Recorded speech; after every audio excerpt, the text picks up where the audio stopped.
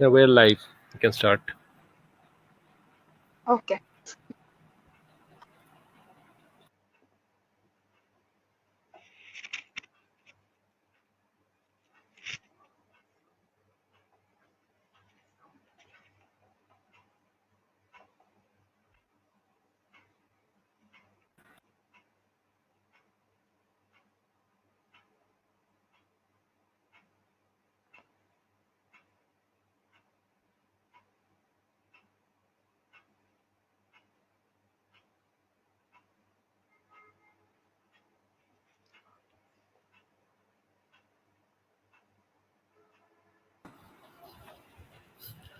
Tosin, yeah, turn your mic on, please. Mic on corner.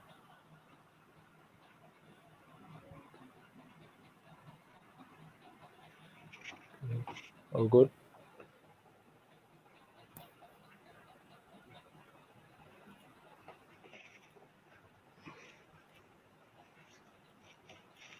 Still the mic.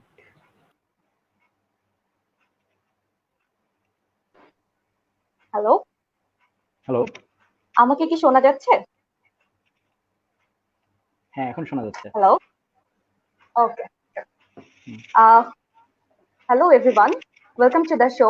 আজকে আমরা লাইভে এসেছি একটা গুরুত্বপূর্ণ বিষয়ে কথা বলার জন্য, অ্যান্ড দ্যাটস ডিজিটাল মার্কেটিং। আমরা সবাই জানি যে বর্তমানে ডিজিটাল মার্কেটিং এর যে স্পেসটা আছে সেটা ক্রমান্বয়ে আমাদের যে ট্রেডিশনাল মার্কেটিং এর ওয়েটা আছে সেটাকে কমিয়ে দিচ্ছে, এবং ডিজিটাল মার্কেটিং বা ফেসবুক মার্কেটিং অথবা সোশ্যাল মিডিয়া মার্কেটিং এর স্কোপ গুলোকে আরো বাড়িয়ে তুলেছে। অ্যাট দ্য সেম টাইম আমরা সবাই আসলে করোনা পরিস্থিতির কারণে কোভিড-19 সিচুয়েশনে ঘরে আটকে আছি। তো এই টাইমটাতে আমরা যদি ফ্রাস্ট্রেটেড না হয়ে কিছুটা হলেও নিজেদের স্কিল গুলোকে ডেভেলপ করতে পারি, তাহলে হয়তো আমাদের ভবিষ্যৎটা আরো বেশি ভালো হবে। আর ক্রাইসিস হয়তো আমাদের জন্য একটা নতুন কোনো নতুন দিক উন্মোচন করছে, আমরা হয়তো নিজেদেরকে আরো ডেভেলপ করতে পারবো। তো আমাদের সাথে আজকে আছে সুমিত ভাইয়া। He is from Analyzen and he is one of the co-founder of Analyzen Bangladesh. আমরা অ্যানালাইজনের নাম সবাই হয়তো কম বেশি শুনেছি, তবে অ্যানালাইজনের কিছু বিষয় আমাকে না বললেই নয়। সেটা হচ্ছে অ্যানালাইজন একদম শুরুতে ছিল একটা সফটওয়্যার ডেভেলপমেন্ট কোম্পানি, এবং সফটওয়্যার ডেভেলপমেন্ট থেকে অ্যানালাইজন এখন বিশ্বের, শুধুমাত্র বাংলাদেশের বললে আসলে ভুল হবে, বিশ্বের ডিজিটাল মার্কেটিং এজেন্সিগুলোর মধ্যে একটা পজিশন ধরে রেখেছে। So welcome Sumit Bhaiya, and welcome to other viewers in the show. Thank you. Thanks for Sumit ভাইয়াকে welcoming me. Thank you ma'am. Sumit ভাই, আপনার ইন্ট্রোডাকশনটা যদি আপনি একটু দিতেন তাহলে হয়তো সব থেকে ভালো হতো। আচ্ছা, ইন্ট্রোডাকশন বলতে সবার আগে আমি থ্যাঙ্কস দিচ্ছি ঢাকা ইউনিভার্সিটি ক্যারিয়ার ক্লাবকে আমাকে ইনভাইট করার জন্য আজকে। So basically Analyzen was started as a software development company, as you said. So এটা যখন আমরা মানে আমাদের যখন আমরা শুরু করি তখন basically I was a student. হ্যাঁ, আমি হলে থাকতাম। সো আমি এবং আমার এক ফ্রেন্ড আমরা আসলে ছোটখাটো ফ্রিল্যান্সিং করতাম আর কি। হ্যাঁ, তখন আসলে এই সময় এত ইন্টারনেট কানেক্টিভিটি ছিল না। আমি বলছি তখন এটা 2007 এর কথা। সো ওই সময় আসলে ইন্টারনেট কানেক্টিভিটি ছিল না। আমরা হোস্টেলে আসলে ইন্টারনেট কি জিনিস এই জিনিসটা আসলে আমাদের কাছে একটা অনেক বড় কিছু ছিল। মানে অনেকের রুমে ইন্টারনেট হয়তো ছিল, বাট স্পিড ছিল হয়তো 2 kbps, যেটা আমরা এখন কল্পনা করতে পারি না। সো একটা ওয়ার্ড ফাইল নামাতেই আসলে অনেকক্ষণ লেগে যেত। সো আমি ওই সময়টার কথা বলছি। সো ওই সময় বেসিক্যালি আমরা যখন হলে ছিলাম তখন আহ, আমরা টিউশনি করে ইনকাম করতাম, আর্ন করতাম। হ্যাঁ, সো আমি টিউশনি করতাম, আমার ফ্রেন্ড আরেকজন যে কো ফাউন্ডার সেও টিউশনি করতো।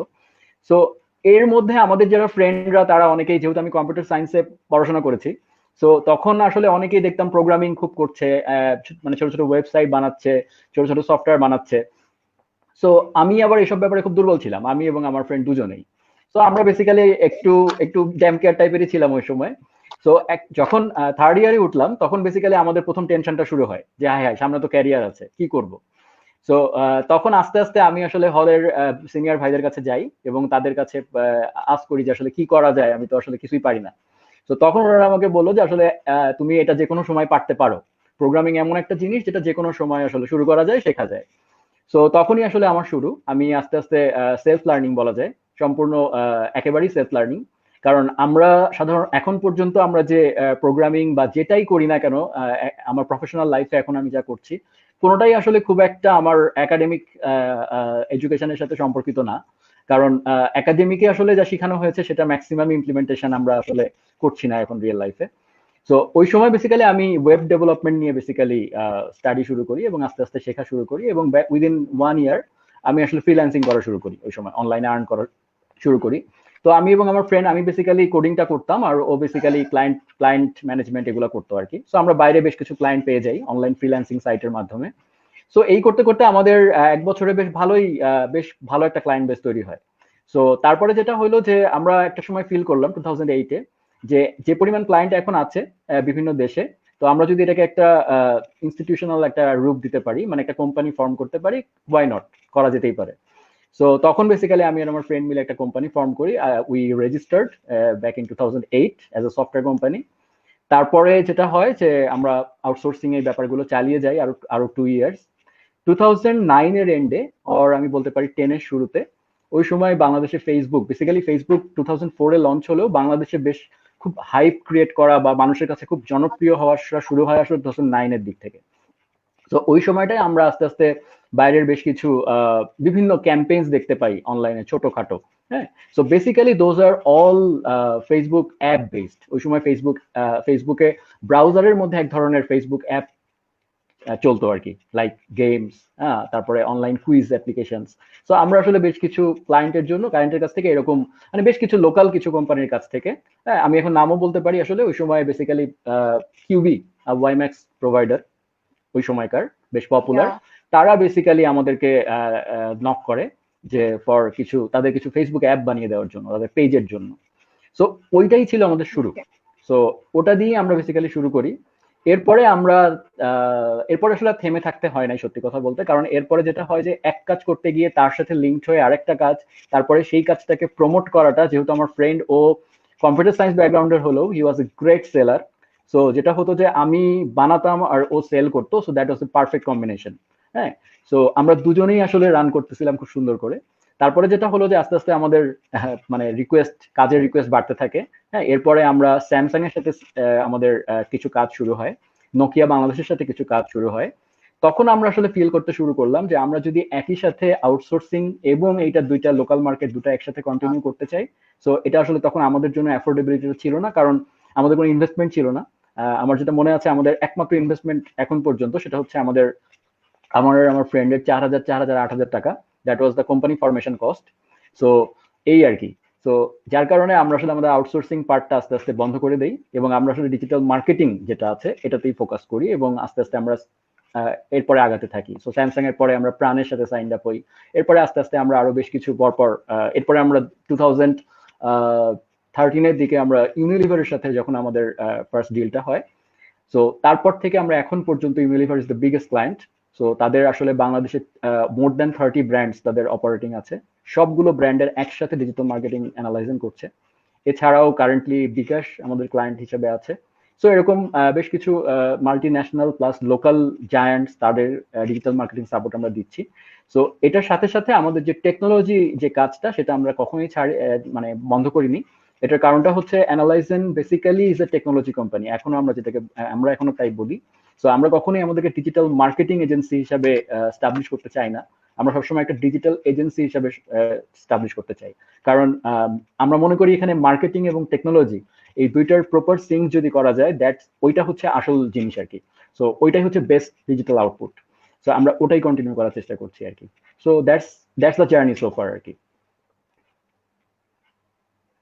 সোফার ভাইয়া, আমরা যতটুকু জেনেছি যে এটা হচ্ছে প্রথম বাংলাদেশের ওয়ান স্টপ ডিজিটাল এজেন্সি। তো এইখানে আপনাকে সবসময় বলা হতো যে টেকনোলজি এক্সপার্ট। তো এই যে টেকনোলজি এক্সপার্ট আর ডিজিটাল মার্কেটিং, তো একটা জিনিস কিন্তু মার্কেটিং, একটা হচ্ছে বিজনেস রিলেটেড কনসেপ্ট আর আরেকটা হচ্ছে আপনার কম্পিউটার সায়েন্স আর আইটি রিলেটেড কনসেপ্ট। তো এই দুইটা কনসেপ্টকে আমরা কিভাবে একসাথে নিয়ে আসতে পারি বা একটা কোলাবোরেশনের মাধ্যমে, যেটা আপনারা করেছিলেন একসাথে। তো এই জিনিসটা আমরা হয়তো অনেকেই আছে যারা মার্কেটিং ব্যাকগ্রাউন্ডের, আবার অনেকেই আছে যারা টেকনোলজি ব্যাকগ্রাউন্ডের। তো আমরা যখন ডিজিটাল মার্কেটিং এ ঢুকতে চাই বা এই জিনিসটা সম্পর্কে আরেকটু জানতে চাই, তখন দেখা যায় একটু ভয় পাই যে কিভাবে করব। তো এই ব্যাপারটাকে ভাই, যারা মার্কেটিং রিলেটেড ব্যাকগ্রাউন্ড থেকে আছেন, ওনারা কিভাবে এই জিনিসটাকে কোপ আপ করতে পারে, টেকনোলজিকে আরেকটু অ্যাওয়্যার হয়ে, বা কিভাবে আর কি এটা করা যায়? আচ্ছা, থ্যাংক ইউ। এটা খুবই ইম্পর্টেন্ট একটা কোশ্চেন আসলে।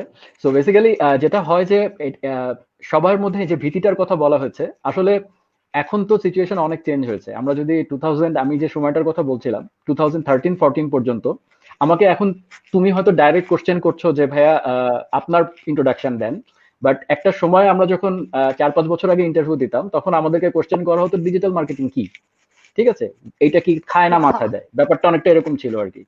সো এইটা বোঝাতে বোঝাতে আমাদের আসলে 5 বছর লেগে গেছে, ঠিক আছে। সো আমরা আসলে ওই সময়টা পার করে আসছি।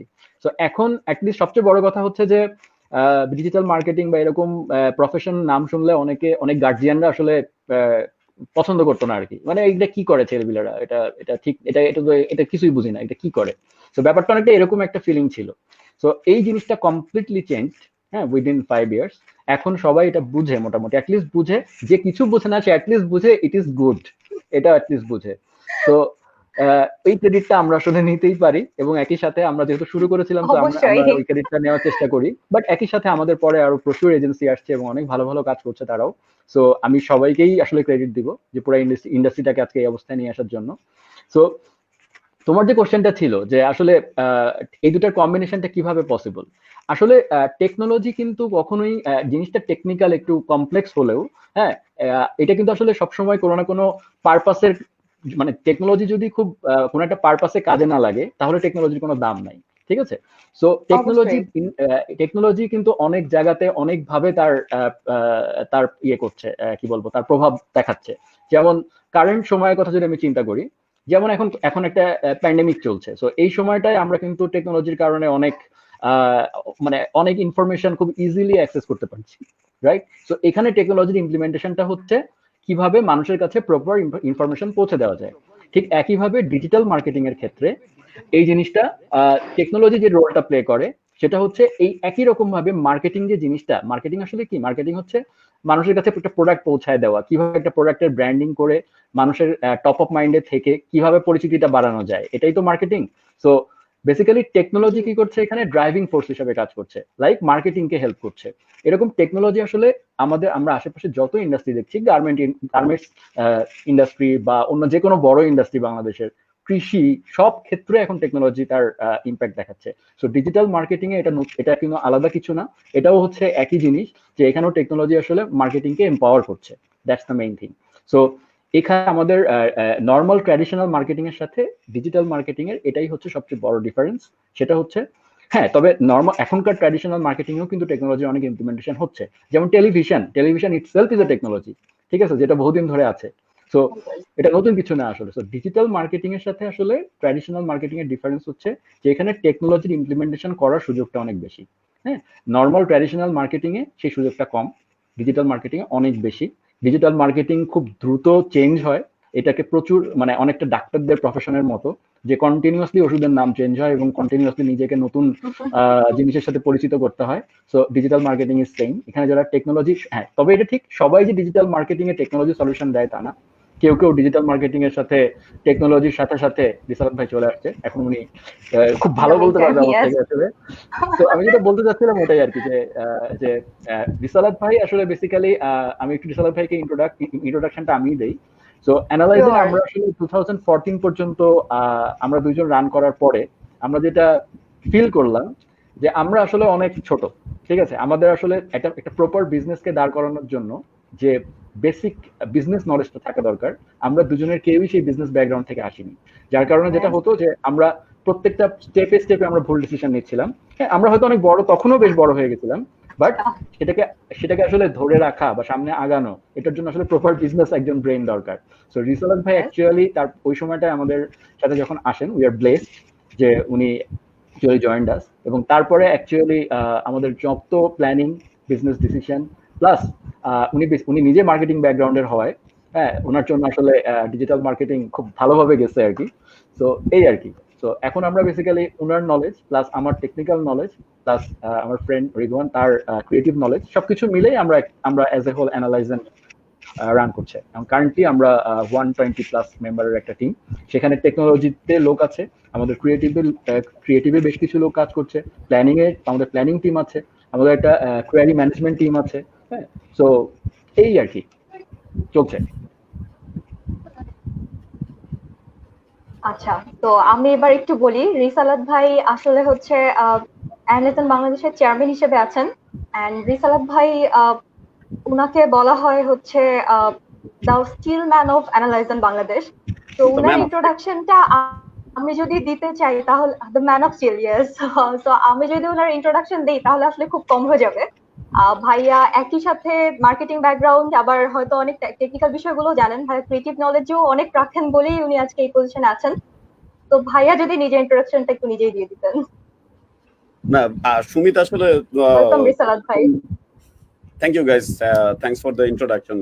সুমিত আসলে বেসিকটা বলেছেই অলরেডি, আলোচনা শুরুতেই বলে ফেললো, এবং আমি আসলে ব্যাকস্টেজ থেকে শুনছিলাম সুমিত অলরেডি এক্সপ্লেইন করছিল অনেক কিছু। সো আমি আসলে জাস্ট এই সুযোগটা নেওয়া, যেহেতু ডিউ ক্যারিয়ার ক্লাব থেকে অর্গানাইজ করা অনুষ্ঠান, আমি এটাকে আসলে একটা সুযোগ হিসেবে নিতে চাই to introduce digital marketing as a platform, যেটা আসলে এখন না বাংলাদেশে আমরা ক্লায়েন্ট বলি, বলি, এটা তো আস্তে আস্তে গ্র্যাজুয়ালি সবার আগে বোঝে, কিন্তু ক্যারিয়ার হিসেবে নেওয়ার বেলায় যে মাইন্ডসেট চেঞ্জটা দরকার, সেটা আসলে আমাদের এখন বড় একটা সমস্যা হচ্ছে পরিবারের মধ্যে বোঝানো। আমরা কিন্তু এখন এমন একটা জেনারেশনে বাস করি, যেই জেনারেশনে আসলে ফোর্থ ইন্ডাস্ট্রিয়াল রেভলিউশন অলরেডি হয়ে গেছে। হয়ে যাওয়ার পরে আমরা জেনারেশন জি বলতে যেটা বুঝি, যাদের বয়স এখন 15 থেকে 25, এই জেনারেশনে কিন্তু আমাদের ট্রেডিশনাল টিপিক্যাল এডুকেশন ব্যবস্থা সামনে আর আসলে আমাদেরকে কোনো ক্যারিয়ার গড়তে হেল্প করবে না। সবচেয়ে বড় ব্যাপারটা হচ্ছে এখানে আমাদের টিপিক্যাল এডুকেশন সিস্টেমে এখনো পর্যন্ত পড়ালেখার মধ্যে এই জিনিস নাই, এবং ইফ ইউ সি এডুকেশনের থেকে এখন স্কিল অনেক বেশি ইম্পর্টেন্ট। আমার ব্যাকগ্রাউন্ড কি এটা আসলে ম্যাটার করে না, ম্যাটার করে আমার ওই স্কিলগুলো, প্রয়োজনীয় স্কিলগুলো আছে কিনা।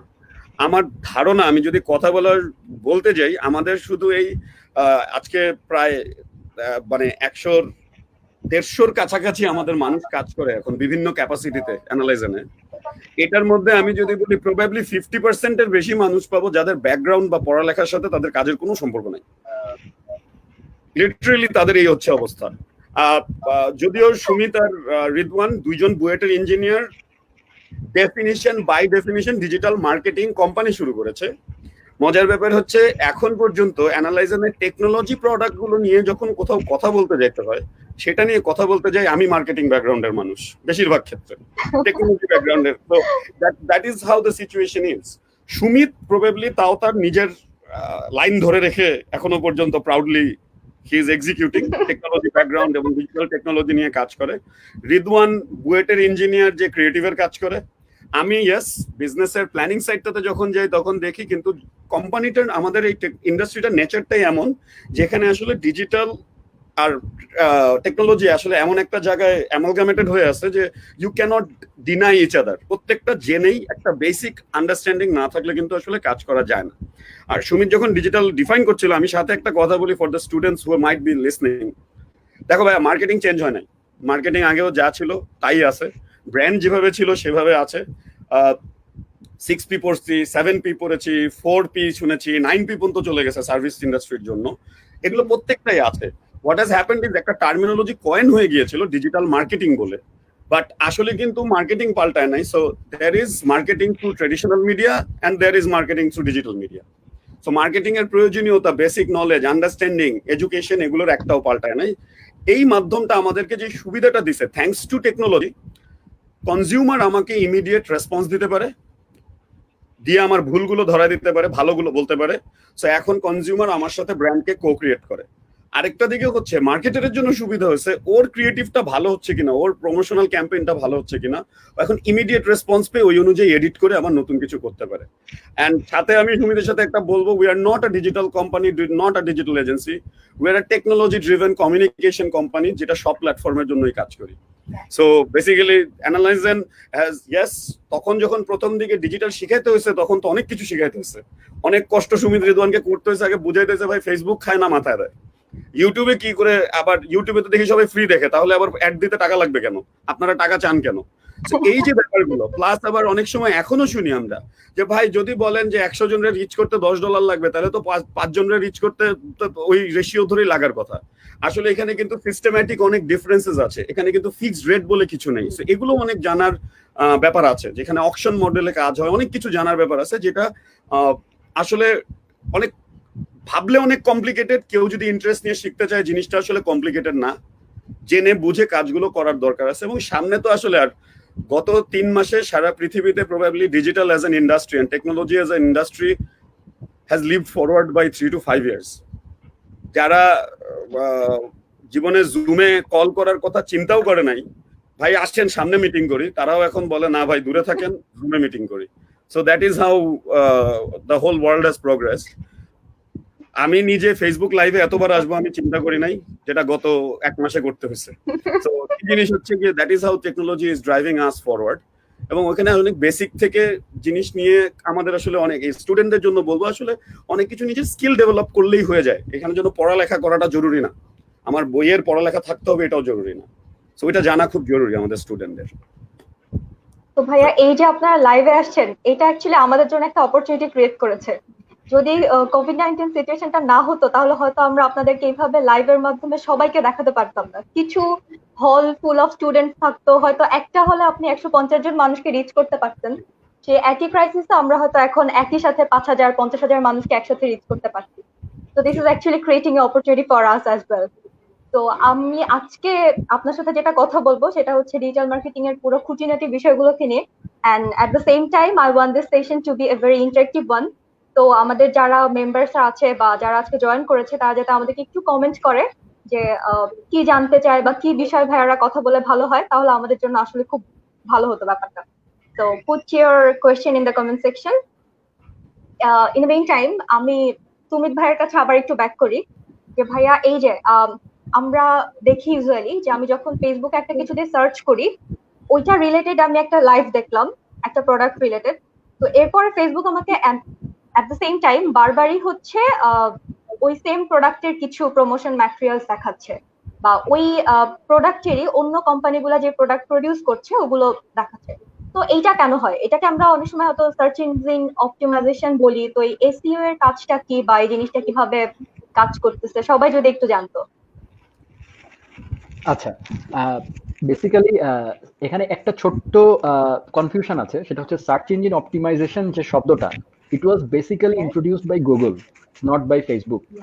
সমস্যা হচ্ছে বাংলাদেশে আমাদের কমন সার্চ ইঞ্জিন হয়ে গেছে ফেসবুক, হ্যাঁ, but actually search engine optimisation করা যেটাকে বোঝায়, যে এটাকে যে টার্মটা যেটা ইউজ হয় সেটা হচ্ছে ওয়েবসাইট সার্চের কথা বলা হয়, নট ফেসবুকের মধ্যে কোনো কিছু সার্চ করা, ঠিক আছে? সো এখানে একটা কনফিউশন আছে। সো আমি ফেসবুকে যে জিনিসটা সার্চ করব, সেই সার্চের যে রেজাল্টটা আসবে, ওই রেজাল্টটা আমি চেঞ্জ করতে পারবো না আসলে, বা ওটাকে কোনোভাবে অপটিমাইজ করে আমি ভালো করতে পারবো না।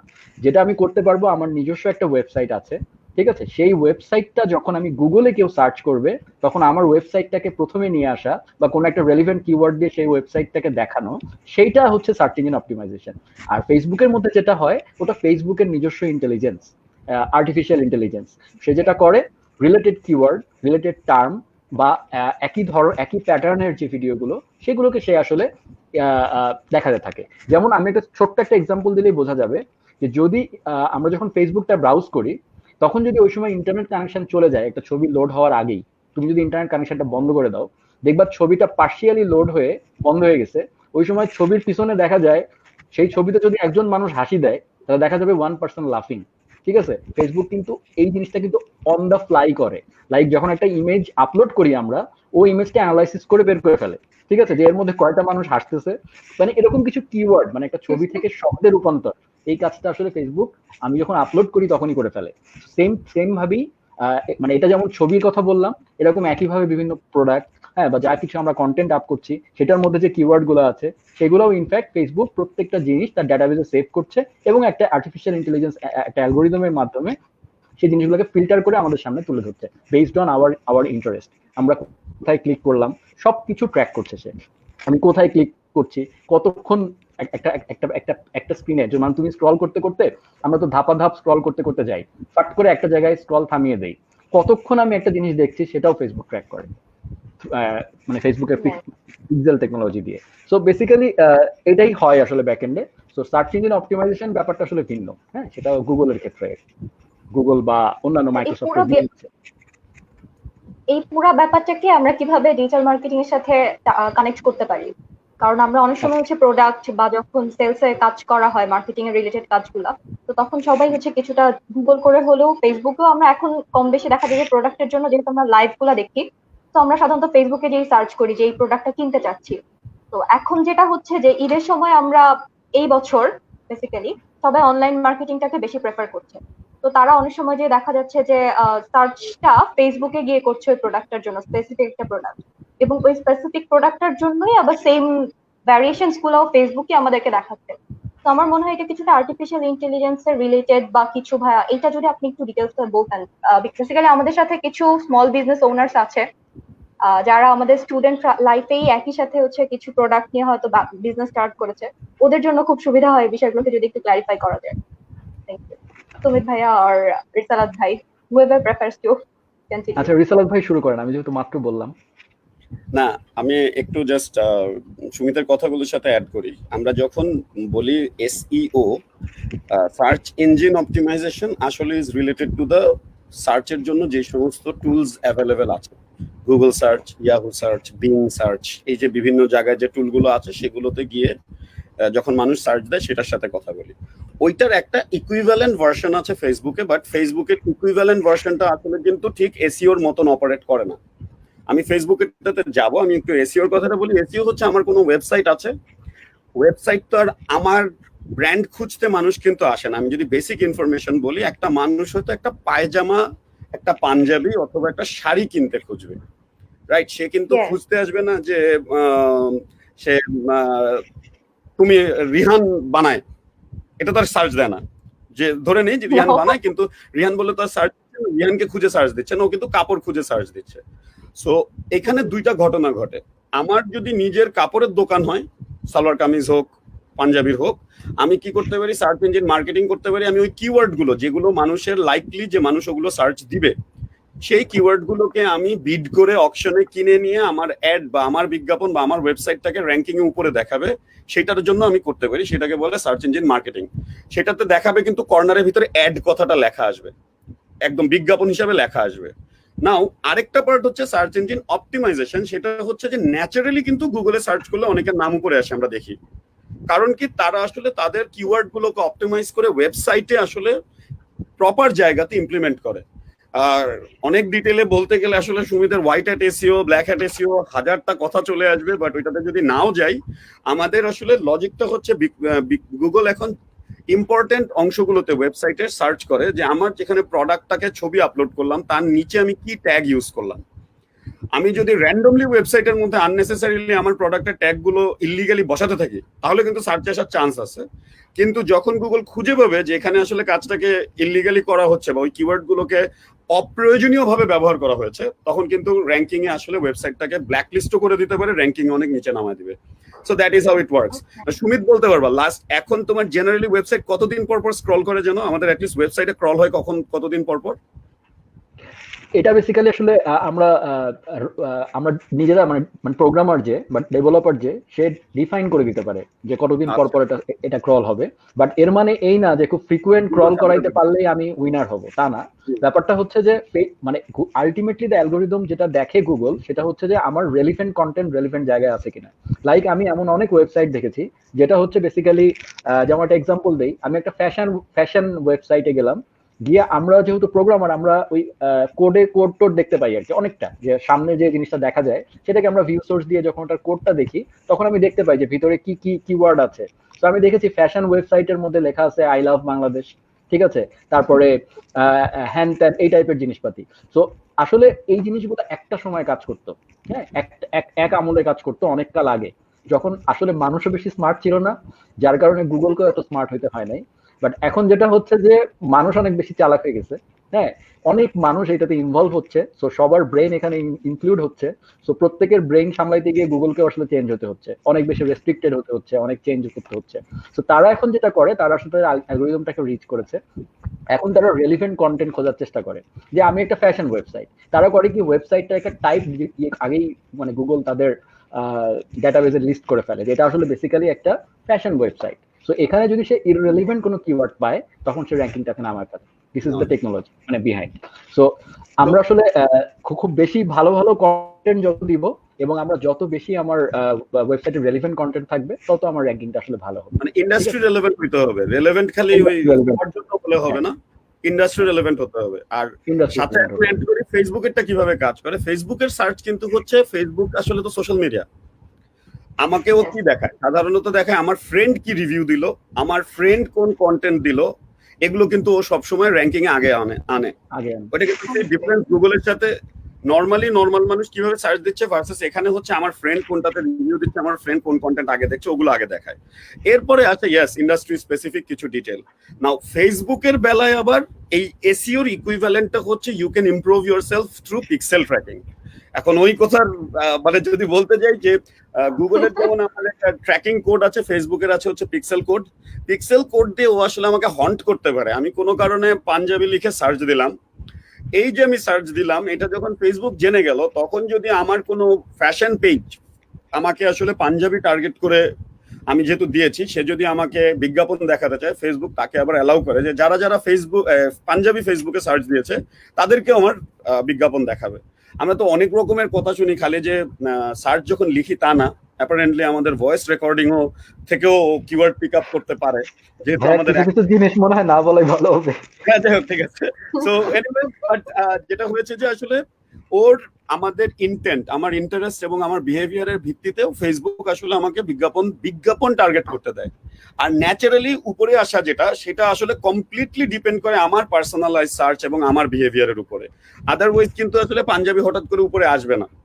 যেটা কিছুটা অ্যাপ্লিকেবল ফেসবুক ওয়াচে ইউ উইল ফাইন্ড, যে আমরা একটা ধরনের কন্টেন্ট যখন দেখি তখন রেলেভেন্ট কন্টেন্ট আমাকে দেখায় ফেসবুক ওয়াচে এখন, কারণ ওখানেও তো আসলে ওদের দুই গ্লোবাল মানে ম্যামাথ দুইটা কোম্পানির মধ্যে যুদ্ধ আছে। মানুষ ইউটিউব ব্যবহার করে ভিডিও দেখার জন্য, সেই জন্য ফেসবুক এখন ওয়াচ লঞ্চ করেছে। ফেসবুক ওয়াচে অনেক ইনভেস্টমেন্ট করছে, আমরা দেখতে পাই।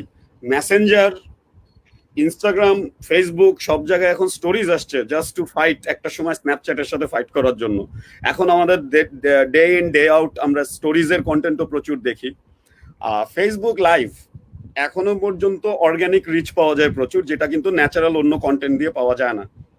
সো এই জিনিসগুলো হচ্ছে কি, ওরা আসলে এখন আমাদেরকে যেভাবে প্রথম দিকে অন্য স্ট্যাটিক ভিডিও কন্টেন্ট এগুলো অনেক অর্গানিক রিচ দিয়ে প্রমোট করেছে ফেসবুক জিনিসটাকে, এখন এই নতুন নতুন সার্ভিসগুলোকে প্রমোট করছে, যেগুলোকে আমরা আসলে ন্যাচারালি অনেক কিছু অর্গানিক্যালি দেখতে পাই। হাউএভার, যেটা বললাম, এসইএম হচ্ছে সার্চ ইঞ্জিনের অ্যাডভার্টাইজমেন্ট দেওয়া, আর এসইও অনেকে ভাবে এটা বোধহয় ফ্রি। আসলে ব্যাপারটা ফ্রি না। মানুষ কাউকে না কাউকে, একজন কোডার এবং একজন কিওয়ার্ড অ্যানালিস্টকে, বা কেউ একজন যে আসলে এসইও অ্যানালিস্ট বলি আমরা, সে কিন্তু আসলে বসে বসে ইন্ডাস্ট্রিতে কোন কিওয়ার্ড, কোন ধরনের বিহেভিয়ার, কোন ধরনের ইন্টারেস্ট মানুষের মধ্যে কাজ করে, সেটা দিয়ে জাজ করার চেষ্টা করে কিভাবে আসলে তার ওয়েবসাইটটাকে র্যাঙ্কিং এ উপরে উঠানো যায়। একটা ছোট্ট এক্সাম্পল দিব। অনেক বড় একটা ফ্যাশন ওয়েবসাইটে আমরা পেয়েছি যে ছেলেরা যে কিওয়ার্ডটা সার্চ দিয়ে সবচেয়ে বেশি ওয়েবসাইটে এসেছে সেটা হচ্ছে পাঞ্জাবি, কিন্তু মেয়েরা সবচেয়ে বেশি এসেছে ওই ব্র্যান্ডের নামটা সার্চ দিয়ে সব সময়। ঠিক একটু আগে যেটা বললাম ওইটার একটা অল্টারনেট, আমি কিন্তু কন্ট্রাডিক্টরি কথা বললাম। এটা কিন্তু একটা হিউম্যান বিহেভিয়ার থেকে হয়েছে। ছেলেরা আসলে ব্র্যান্ড লয়াল থেকে হচ্ছে প্রোডাক্ট লয়াল। ও পাঞ্জাবি কিনবে তাই ও গুগলে গিয়ে সার্চ দিছে পাঞ্জাবি, কিন্তু মেয়েরা কিন্তু ভয়ানকভাবে ব্র্যান্ড লয়াল হয়। তারা কিন্তু জানে আমি কোন ব্র্যান্ড থেকে কিনবো, তো তারা আসলে গিয়ে ওই ব্র্যান্ডের নাম সার্চ দিয়েই তখন ওই ওয়েবসাইট খুঁজে বের করে যায়। এই হচ্ছে পার্থক্য। এটা কিন্তু পুরোটাই এই হিউম্যান বিহেভিয়ার বুঝে একজন এসইও অ্যানালিস্টকে আসলে তার ওই কিওয়ার্ড এন্ড এভরিথিং ডিসাইড করে তারপরে ওয়েবসাইটগুলোতে এসইও করতে হয়। সো এখানে আসলে এসইএম এ পার অ্যাডের জন্য ইউ আর পেইং, এসইও তে you are paying for the resource, যে আসলে এই অ্যানালিসিসটা কষ্টটা করে তারপরে ব্যাকগ্রাউন্ডে কাজটা করে দিচ্ছে। তো এই মুহূর্তে ভাই আমাদেরকে প্রায় 100-র উপরে মানুষ দেখছে, সো ওয়েলকাম এভরিওয়ান। আর কিছু অ্যাজ বলেছিলাম যে এটা একটা ইন্টারঅ্যাক্টিভ সেশন হবে, তো উই হ্যাভ সাম কোয়েশ্চেনস। আমি যদি একটু কোশ্চেন গুলো নিতাম। একজন বলেছে যে for students which is the best market place for digital marketing, moreover how can be perform in the field by our smartphone? তো এইটার প্রশ্ন উত্তরটা যারা দিয়ে দিতে চান। সরি, একটু প্রশ্ন আসলে ক্লিয়ার হচ্ছে না, তারপরও আরেকবার একটু যদি বলে। ভাইয়া ও বেসিক্যালি জানতে চেয়েছে যে বেস্ট মার্কেট প্লেস কোনটা স্টুডেন্টদের জন্য, এবং আমরা এই ডিজিটাল মার্কেটিং মানে প্ল্যাটফর্মটাকে কিভাবে ইউজ করতে পারি যদি হচ্ছে আমাদের কাছে ল্যাপটপ না থাকে, মোবাইল ফোনের মাধ্যমে ডিজিটাল মার্কেটিং প্ল্যাটফর্মটাকে কিভাবে ইউজ করা যায়। In a short? Digital marketing তো আসলে কোনো প্ল্যাটফর্ম একা না, মানে digital marketing is a approach or an industry or general marketing প্রিন্সিপালের অ্যাপ্রোচ বলতে পারি, যেভাবে আসলে ডিজিটাল মার্কেটিং কাজ করে। আমি প্রথম অংশটা অ্যাজিউম করতেছি আসলে মার্কেট প্লেস বলতে বুঝিয়েছে যে আসলে কিভাবে শিখতে পারে, তাই তো? আমার ধারণাটা হচ্ছে ডিজিটাল মার্কেটিং শেখার জায়গাগুলো কি হতে পারে, রাইট? নাকি আমারও তাই মনে হয় যেহেতু নাকি student, so digital marketing Most করে আমি probably. কিভাবে আসলে বিক্রি বাট্টা বাড়াতে পারি সেটাও হতে পারে। দুইটাই বলছি। ডিজিটাল মার্কেটিং শেখার জন্য আসলে অনেক ফ্রি টুলস অ্যাভেলেবল, কেউ যদি শিখতে চায়। ফেসবুকের ব্লুপ্রিন্ট বলে একটা জিনিস আছে, ওয়েবসাইট সার্চ দিলেই কেউ পাবে, ফেসবুক ব্লুপ্রিন্ট। গুগল একাডেমি আছে, যেখানে গেলে প্রচুর জিনিসপত্র শেখা যায়। থিঙ্ক উইথ গুগলে গেলে টেকনোলজি রিলেটেড জিনিসগুলো জানা যায়। গুগল গ্যারাজে গেলে মিক্সড অনেক প্ল্যাটফর্ম সম্পর্কে জানা যায়, গুগলের বিভিন্ন টুলস এন্ড প্রোডাক্টস সম্পর্কে। অনেকগুলো নাম অলরেডি বললাম শেখার জন্য। এখন আসি ডিজিটাল মার্কেটিং যদি কেউ আসলে করতে চায়, ল্যাপটপ তো লাগেই না ডিজিটাল মার্কেটিং করতে, এটা আগেই বলে দিলাম। বাংলাদেশে 98% মানুষজন মোবাইল দিয়ে তাদের ডিজিটালের যাবতীয় কাজ সারে। ডিজিটাল প্ল্যাটফর্মে কি কি আছে বেসিক যদি বলি, সোশ্যাল মিডিয়া প্ল্যাটফর্ম বলতে আছে ফেসবুক, বাংলাদেশের সবচেয়ে বড়। Yes. একটা বলি, আমি অ্যাকচুয়ালি বাংলাদেশের গভর্নমেন্টের সবচেয়ে বড় এই ডিজিটাল ইনিশিয়েটিভটার কর্তা ব্যক্তি একজনের কাছ থেকে শুনেছি যে, ভাই যখন গিয়ে কাউকে জিজ্ঞেস করি ইন্টারনেট ব্যবহার করেন কিনা, বলে না। যখন বলি ফেসবুক ব্যবহার করেন কিনা, বলে হ্যাঁ।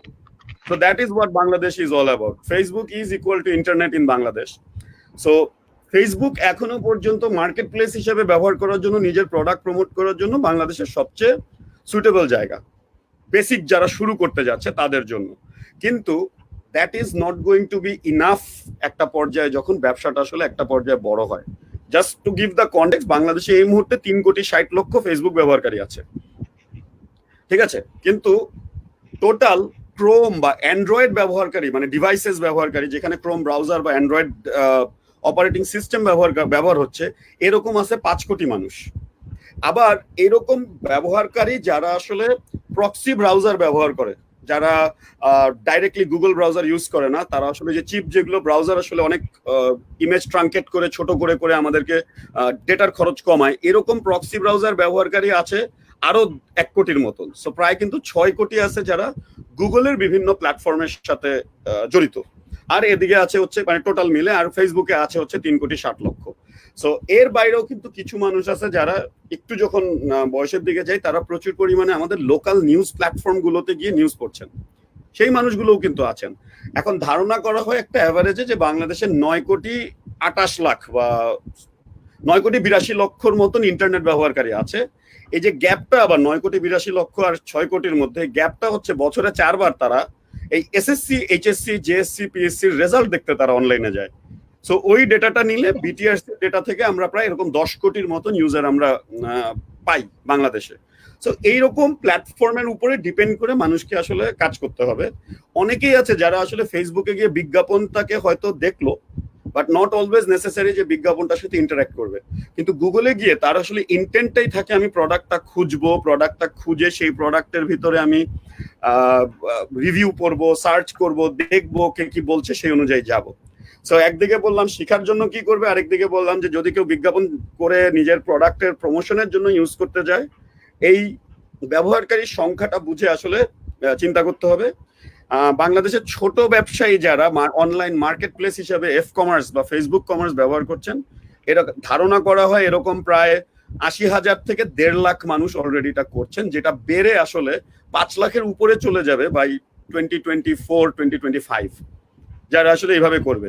তো আসলে বাংলাদেশ এমন একটা দেশ যেখানে আমরা নিজেরা উদ্যোক্তা হতে পছন্দ করি, যেই কারণে 27 লক্ষর বেশি শুধু মুদি দোকান আছে আমাদের দেশটা এমন, ঠিক আছে, যে 27 লাখ মুদি দোকানে বিভিন্ন এলাকায় মুদি দোকানে প্রোডাক্ট বিক্রি হয়। গ্র্যাজুয়ালি কিন্তু এই মুদি দোকানগুলো অনলাইন মুদি দোকানে চলে আসবে। সো এই লেভেলে একটা পর্যায়ে যাবে যেখানে আসলে মানুষজন এই যে আসলে proper value, proper service, customer service দিতে পারবে, যে আসলে যে মেসেঞ্জার বা ইনবক্সে যখন কেউ কোয়েরি করছে তার সাথে ইন্টারঅ্যাক্ট করে তাকে ঠিক মতন সার্ভ করবে, তার প্রোডাক্টের কোয়ালিটি ঠিক থাকবে, ডেলিভারি টাইমলাইন ঠিক থাকবে, পেমেন্ট মেকানিজম নিয়ে কখনো গন্ডগোল থাকবে না, তারাই কিন্তু আসলে সামনে অনেক দূর আগাতে পারবে। সুমিত যদি কিছু অ্যাড করো। আমি প্রশ্ন থেকে যতটুকু কিছুটা বললাম। আচ্ছা, না আমি আসলে রিসুল ভাই মোটামুটি সবই বলে দিয়েছে। আমি জাস্ট একটুখানি অ্যাড করতে চাবো যে ওর যে কোশ্চেনটা ছিল, মেবি আমার কাছে যেটা মনে হচ্ছে ও যেহেতু বলতে চাচ্ছে যে স্টুডেন্টদের জন্য মার্কেট প্লেস, হ্যাঁ, সো এটা দিয়ে আমি যেটা বুঝতে পারছি যে যদি এরকম কোনো ইস্যুস থাকে যে ফেসবুক যেহেতু সবচেয়ে বড় এবং ফেসবুক একজন স্টুডেন্টের জন্য ব্রাউজ করা অনেক সময় টাফ হয়ে যায়, অনেক সময় গার্জিয়ানরা যদি খুব বেশি কড়াকড়ি করে, হ্যাঁ, সেই ক্ষেত্রে অনেক সময় ফেসবুকে গেলে পড়াশোনা করা, হ্যাঁ, বা অনলাইন কোনো ক্লাস নিলে সেই জায়গায় যদি ফেসবুকে যেয়ে সেই ক্লাসটা করতে হয়, সেই জিনিসটা অনেক গার্জিয়ানরা হয়তো ভালোভাবে নিবে না বা ইয়ে করবে না। তো এখানে আমার একটা আর্জ থাকবে যে যদি এরকম কোনো প্রবলেম ফেস করতে হয়, হ্যাঁ, তো সেই ক্ষেত্রে গার্জিয়ানকে একটু বুঝিয়ে বলা, এবং আশা করি আর কিছুদিন পরে আর বুঝিয়ে বলা লাগবে না। যদি এই প্যান্ডেমিক আরো বেশ কিছুদিন চলে, তাহলে গার্জিয়ানদেরকেও আসলে অভ্যস্ত হয়ে যেতে হবে, হ্যাঁ, ফেসবুকে কিভাবে অনেকেই অভ্যস্ত হয়ে গেছে অলরেডি। আমি দেখতে পাচ্ছি যে আগে শুধুমাত্র কিছু অনলাইন কিছু প্রোডাক্ট বিক্রি করার জন্য, লাইক শাড়ি বিক্রি করা বেসিক্যালি, আমি জীবনে ফার্স্ট টাইম লাইভে আসলাম, কারণ আমি এইটা থেকেই বের হতে পারছিলাম না যে আমি তো লাইভে খালি শাড়ি বিক্রি ছাড়া আর কিছু দেখি নাই এর আগে। তো এখন কিন্তু আমার মেন্টালি এটাও চেঞ্জ হচ্ছে যে না, লাইভে এসে আসলে কিছু নলেজ শেয়ারিং করা যেতে পারে, ঠিক আছে। তো আশা করি এই প্রবলেম গুলো আমরা আস্তে আস্তে কাটায় উঠবো, হ্যাঁ। তো স্টুডেন্টদের জন্য Facebook can B a good market place, হ্যাঁ, প্রত্যেকটা প্ল্যাটফর্মে আসলে পজিটিভ নেগেটিভ সাইড আছে। তো যদি আমরা ফেসবুক থেকে শুধু পজিটিভ দিকটা নেই, হ্যাঁ, তাহলে তো প্রবলেম হওয়ার কথা না আসলে, ঠিক আছে। এই থ্যাংক ইউ ভাইয়া এত সুন্দর করে এক্সপ্লেইন করার জন্য। ইন দ্য মিন টাইম আমরা আরেকটা জিনিস জানতে চাই, সেটা হচ্ছে যে কস্ট মিনিমাইজেশন। যখন কেউ একটা স্মল বিজনেস স্টার্ট করে, তার জন্য একদম ফ্লেক্সিবল একটা প্ল্যাটফর্ম হচ্ছে সোশ্যাল মিডিয়া প্ল্যাটফর্ম, বা যদি আমরা বলি যে অনলাইন প্ল্যাটফর্ম গুলোকে। তো এই জায়গাটায় আমরা অনেকেই প্রথম দিকে অ্যাওয়্যার থাকি না যে এখানে কোনো ধরনের কস্ট হতে পারে। তো আমরা যখন এটাতে এন্টার করি, তখন দেখি যে আমাদের আসলে এটাতেও একটা কস্ট আছে। তো এই বিষয়টাকে ওনাদের সুবিধার জন্য কিভাবে কস্টটাকে মিনিমাইজ করা যায়, বা এই ব্যাপারটাকে যদি একটু বলেন, কস্টটা কমিয়ে এনে যদি ওনারা বিজনেস করতে চান, বা কি ধরনের কস্ট হতে পারে, সবকিছু যদি একটু ডিজিটাল মার্কেটিং এর প্ল্যাটফর্মে। আমি একটা জিনিস একটু বলি, কোয়েশ্চেনটাকে আমি একটু অন্যভাবে অ্যাড্রেস করতে চাই। সেটা হচ্ছে কস্ট কমানো আমার অবজেক্টিভ হতে পারে না, তাহলে আমরা বাঁচবো না। হ্যাঁ, অবজেক্টিভ হতে পারে হচ্ছে কস্ট কিভাবে অপটিমাইজ করা যায়। আমার রিটার্ন অন ইনভেস্টমেন্টটা এনশিওর করা দরকার, বা আমরা যেটাকে বলি রিটার্ন অন অ্যাডভার্টাইজিং স্পেন্ড, এই জিনিসটা এনশিওর করা হচ্ছে গিয়ে আমাদের জরুরি দরকার। কিন্তু এখানে একটা জিনিস আমি বলি, আজকে থেকে 3-4 বছর আগেও বাংলাদেশে অর্গানিক রিচ কিছু হলেও পাওয়া যেত। একটা কন্টেন্ট আমি যদি নিউজ ফিডে দিতাম, আমার কোনো পেজে দিতাম, সেটা অর্গানিক্যালি মানুষের নিউজ ফিডে যেত। এটা কিন্তু এখন আর কোনোভাবেই সম্ভব না। 2013-তে বাংলাদেশে 70 লক্ষ মাত্র ফেসবুক ব্যবহারকারী ছিল, সেটা এখন 3,60,00,000। তো আমি যদি একটা বেসিক প্রিন্সিপাল বলি, আমার নিউজ ফিডে যদি আমার 1100 ফ্রেন্ড থাকে, সবার কন্টেন্ট তো আমাকে দেখানো সম্ভব না। কারো পক্ষে কি সম্ভব দেখানো? ওকে যেই পরিমাণ ডেটা ম্যানেজ করতে হবে, সেই জন্য যেই পরিমাণ ডেটা ফার্ম লাগবে, মানুষ তো ভাবে ক্লাউড, মনে হয় ইথারে বোধহয় ডেটাটা থাকতেছে। আমরা যখন আসলে যত কন্টেন্ট ক্রিয়েট করছি, ডেটা আসলে আপলোড করতেছি, একটা পোস্ট দিচ্ছি, একটা ছবি দিচ্ছি, একটা ভিডিও দিচ্ছি, এটা কিন্তু কোথাও না কোথাও একটা কম্পিউটারে আছে, একটা হার্ড ড্রাইভের মধ্যে আমাকে ওই ডেটাটা রাখতে হচ্ছে। সো এই যে ব্যাপারটা, ফেসবুকেরও কিন্তু ওদিকে একটা খরচ আছে, ও কিন্তু বিনা পয়সায় চালায় না প্ল্যাটফর্মটা। হ্যাঁ, আমরা বিনা পয়সায় ব্যবহার করি, তার মানে হচ্ছে আমরাই এখানে আসলে কমোডিটি। ফেসবুকের ব্যবসার মাধ্যম হচ্ছে আমরা অ্যাজ ইউজার, আমরাই কমোডিটি, ও আমাদের ডেটাটা প্রাইভেসি মেনটেন করে। আমি আবারও বলি, অনেকেই অনেক কিছু বলে কথা প্রাইভেসি নিয়ে, প্রাইভেসি মেনটেন করেই ফেসবুক আমাদের ডেটাটা ক্লাব করে সেগমেন্টেড ডেটা আসলে ব্র্যান্ডগুলোকে প্রোভাইড করে, সেখান থেকে নিয়ে বিজ্ঞাপনটা চলে। এখন আজকে যখন আমি বিজ্ঞাপন দেওয়ার জন্য বা আমি যাব, আমি প্রথমে চিন্তা করি যে বললাম যেটা, যে আগে আমরা মানুষের নিউজ ফিডের ভিতরে মানে এমনিতেই যেতে পারতাম। এখন যেহেতু এত ফ্রেন্ডস, এত মানুষ, এত ব্র্যান্ড আছে, ফেসবুকের পক্ষেও সম্ভব না সবগুলো কন্টেন্ট সবাইকে দেখানো। তখনও কি করতেছে, ওর অ্যালগোরিদম দিয়ে প্রায়োরিটাইজ করতেছে কার ইন্টারেস্ট কোন দিকে, কার বিহেভিয়ার কোন দিকে, সেই অনুযায়ী ও আমাকে বিভিন্ন ধরনের কন্টেন্ট দেখায়। কারণ এটা যদি ও আবার না করে, আমরা কিন্তু আস্তে আস্তে আননেসেসারি যদি কন্টেন্ট দেখতে থাকতাম ফেসবুকে, আমরা কিন্তু ফেসবুকের প্রতি আগ্রহ হারাতাম। সেই কারণে মাঝখানে ফেসবুক একটু অন্য রাস্তায় গেছিল, মাঝখানে 16-17 সাল পর্যন্ত, thanks to a few global big media houses. But এখন আবার ব্যাক অন ট্র্যাক ফেসবুক 2018 সালের শুরুর দিকটা থেকে, যে তাদের কাছে আসলে ইউজার আগে, তারপরে ব্র্যান্ড, তারপরে বিজ্ঞাপন। সো ইউজার বিহেভিয়ার ঠিক থাকলে তারা যে বিজ্ঞাপন পাবে এটা তারা বুঝতে পারছে। নাও আসি এখন বিজ্ঞাপনের খরচের ব্যাপারটা। আগে যদি বাংলাদেশে 100টা ব্র্যান্ড বিজ্ঞাপন দিত কনজিউমারকে টার্গেট করে, এখন হয়তো সেম কনজিউমারকে টার্গেট করে 1000টা ব্র্যান্ড বিজ্ঞাপন দিচ্ছে। এটা তো আমরা মানবো নিশ্চয়ই, প্রচুর পরিমাণে বিজ্ঞাপন চলছে। আর এটা কিভাবে কাজ করে, ফেসবুক আর গুগলের কোনো ফিক্সড রেট নাই বিজ্ঞাপনে যে আমি ওইখানে একটা অ্যাড দিতে এত টাকা। পুরো জিনিসটাই কাজ করে আমার টার্গেট মার্কেটের ডেফিনিশনের উপরে। আমি ধরে নিলাম, আমি বলছি 18 থেকে 25 বছর বয়সী ইউনিভার্সিটি স্টুডেন্ট একটা মেয়ে, যার ক্লোদিং নিয়ে ইন্টারেস্ট আছে এবং যার বিহেভিয়ার হচ্ছে সে প্রায়ই অনলাইনে গিয়ে বা ফেসবুকে গিয়ে কাপড়ের রিভিউ দেখে বা খোঁজে। একদিকে ইন্টারেস্ট, একদিকে বিহেভিয়ার। এখন এই যে এইরকম একটা মেয়ে টার্গেট অডিয়েন্স, তাকে কিন্তু শুধু ফ্যাশন ব্র্যান্ড টার্গেট করছে না, তাকে কিন্তু কনজিউমার ব্র্যান্ড টার্গেট করছে, এফএমসিজি টার্গেট করতেছে, ব্যাংক টার্গেট করতেছে, ক্রেডিট কার্ড টার্গেট করতেছে, পার্লার টার্গেট করতেছে। সো তখন আমি ধরে নেই যদি ব্র্যান্ড এ, বি আর সি, এটা আসলে একে দেখানোর জিনিস, এই জিনিসটা আমি চান্স পেলে বলার চেষ্টা করি মানুষকে, তাই পেয়ে বলতেছি যে ব্র্যান্ড এ দিতে চাইলো যে ওই টার্গেট অডিয়েন্সকে এই মুহূর্তে বিজ্ঞাপন দেখার জন্য আমি বিড করে, মানে অকশনে বিড হয় না, আমি এই মুহূর্তে বিজ্ঞাপন দেখার জন্য 10 টাকা দিতে রাজি। ব্র্যান্ড বি বললো আমি 1500 টাকা দিতে রাজি, আর ব্র্যান্ড সি বললো আমি 25 টাকা দিতে রাজি। এটা কিন্তু একটা অনলাইনে একটা অ্যালগোরিদমের ভিতরে লাইভ, মানে রিয়েল টাইমে হচ্ছে, যেটা আমাদের হিউম্যান ব্রেনের পক্ষে সম্ভব না। আমি 3টা দিয়ে বুঝাইতে গেলেই কষ্ট হবে, সেখানে হয়তো বা একসাথে 1000 ব্র্যান্ডের এরকম একটা অ্যালগোরিদম চলে পিছে। তো এখানে যেটা হচ্ছে, যদি আমি বলি ব্র্যান্ড এ বললো 10, ব্র্যান্ড বি বললো 1500, ব্র্যান্ড সি বললো 25, তাহলে সবার আগে ব্র্যান্ড বি এর অ্যাড যাবে ওই মানুষটার কাছে তার নিউজ ফিডে। যখন সে দেখবে সেই অ্যাডটা যাওয়ার জন্য খরচ হবে কিন্তু ইন্টারেস্টিংলি 25 টাকা 1 পয়সা, 1500 টাকা না। টেলিভিশনে যদি দিতে যেতাম তাহলে কিন্তু লাগতো পুরো 1500 টাকা। টেলিভিশন কিন্তু আমাকে এসে বলে না যে ভাই অন্য কম দিচ্ছে, আপনি এত টাকা কেন দিতে যাচ্ছেন আমাকে, এটা জীবনেও কোনোদিন বলবে না। কিন্তু এইটা হচ্ছে অকশনের প্রক্রিয়াটা, অ্যালগোরিদম বেসড অকশনের প্রক্রিয়াটা হচ্ছে একটা রিয়েল টাইম কন্ট্রোলড একটা ব্ল্যাক বক্সের একটা অ্যালগোরিদমের মধ্যে, যদি আমি বোঝানোর জন্য বলি, হচ্ছে অ্যালগোরিদমটা রান করছে এই অকশনটা।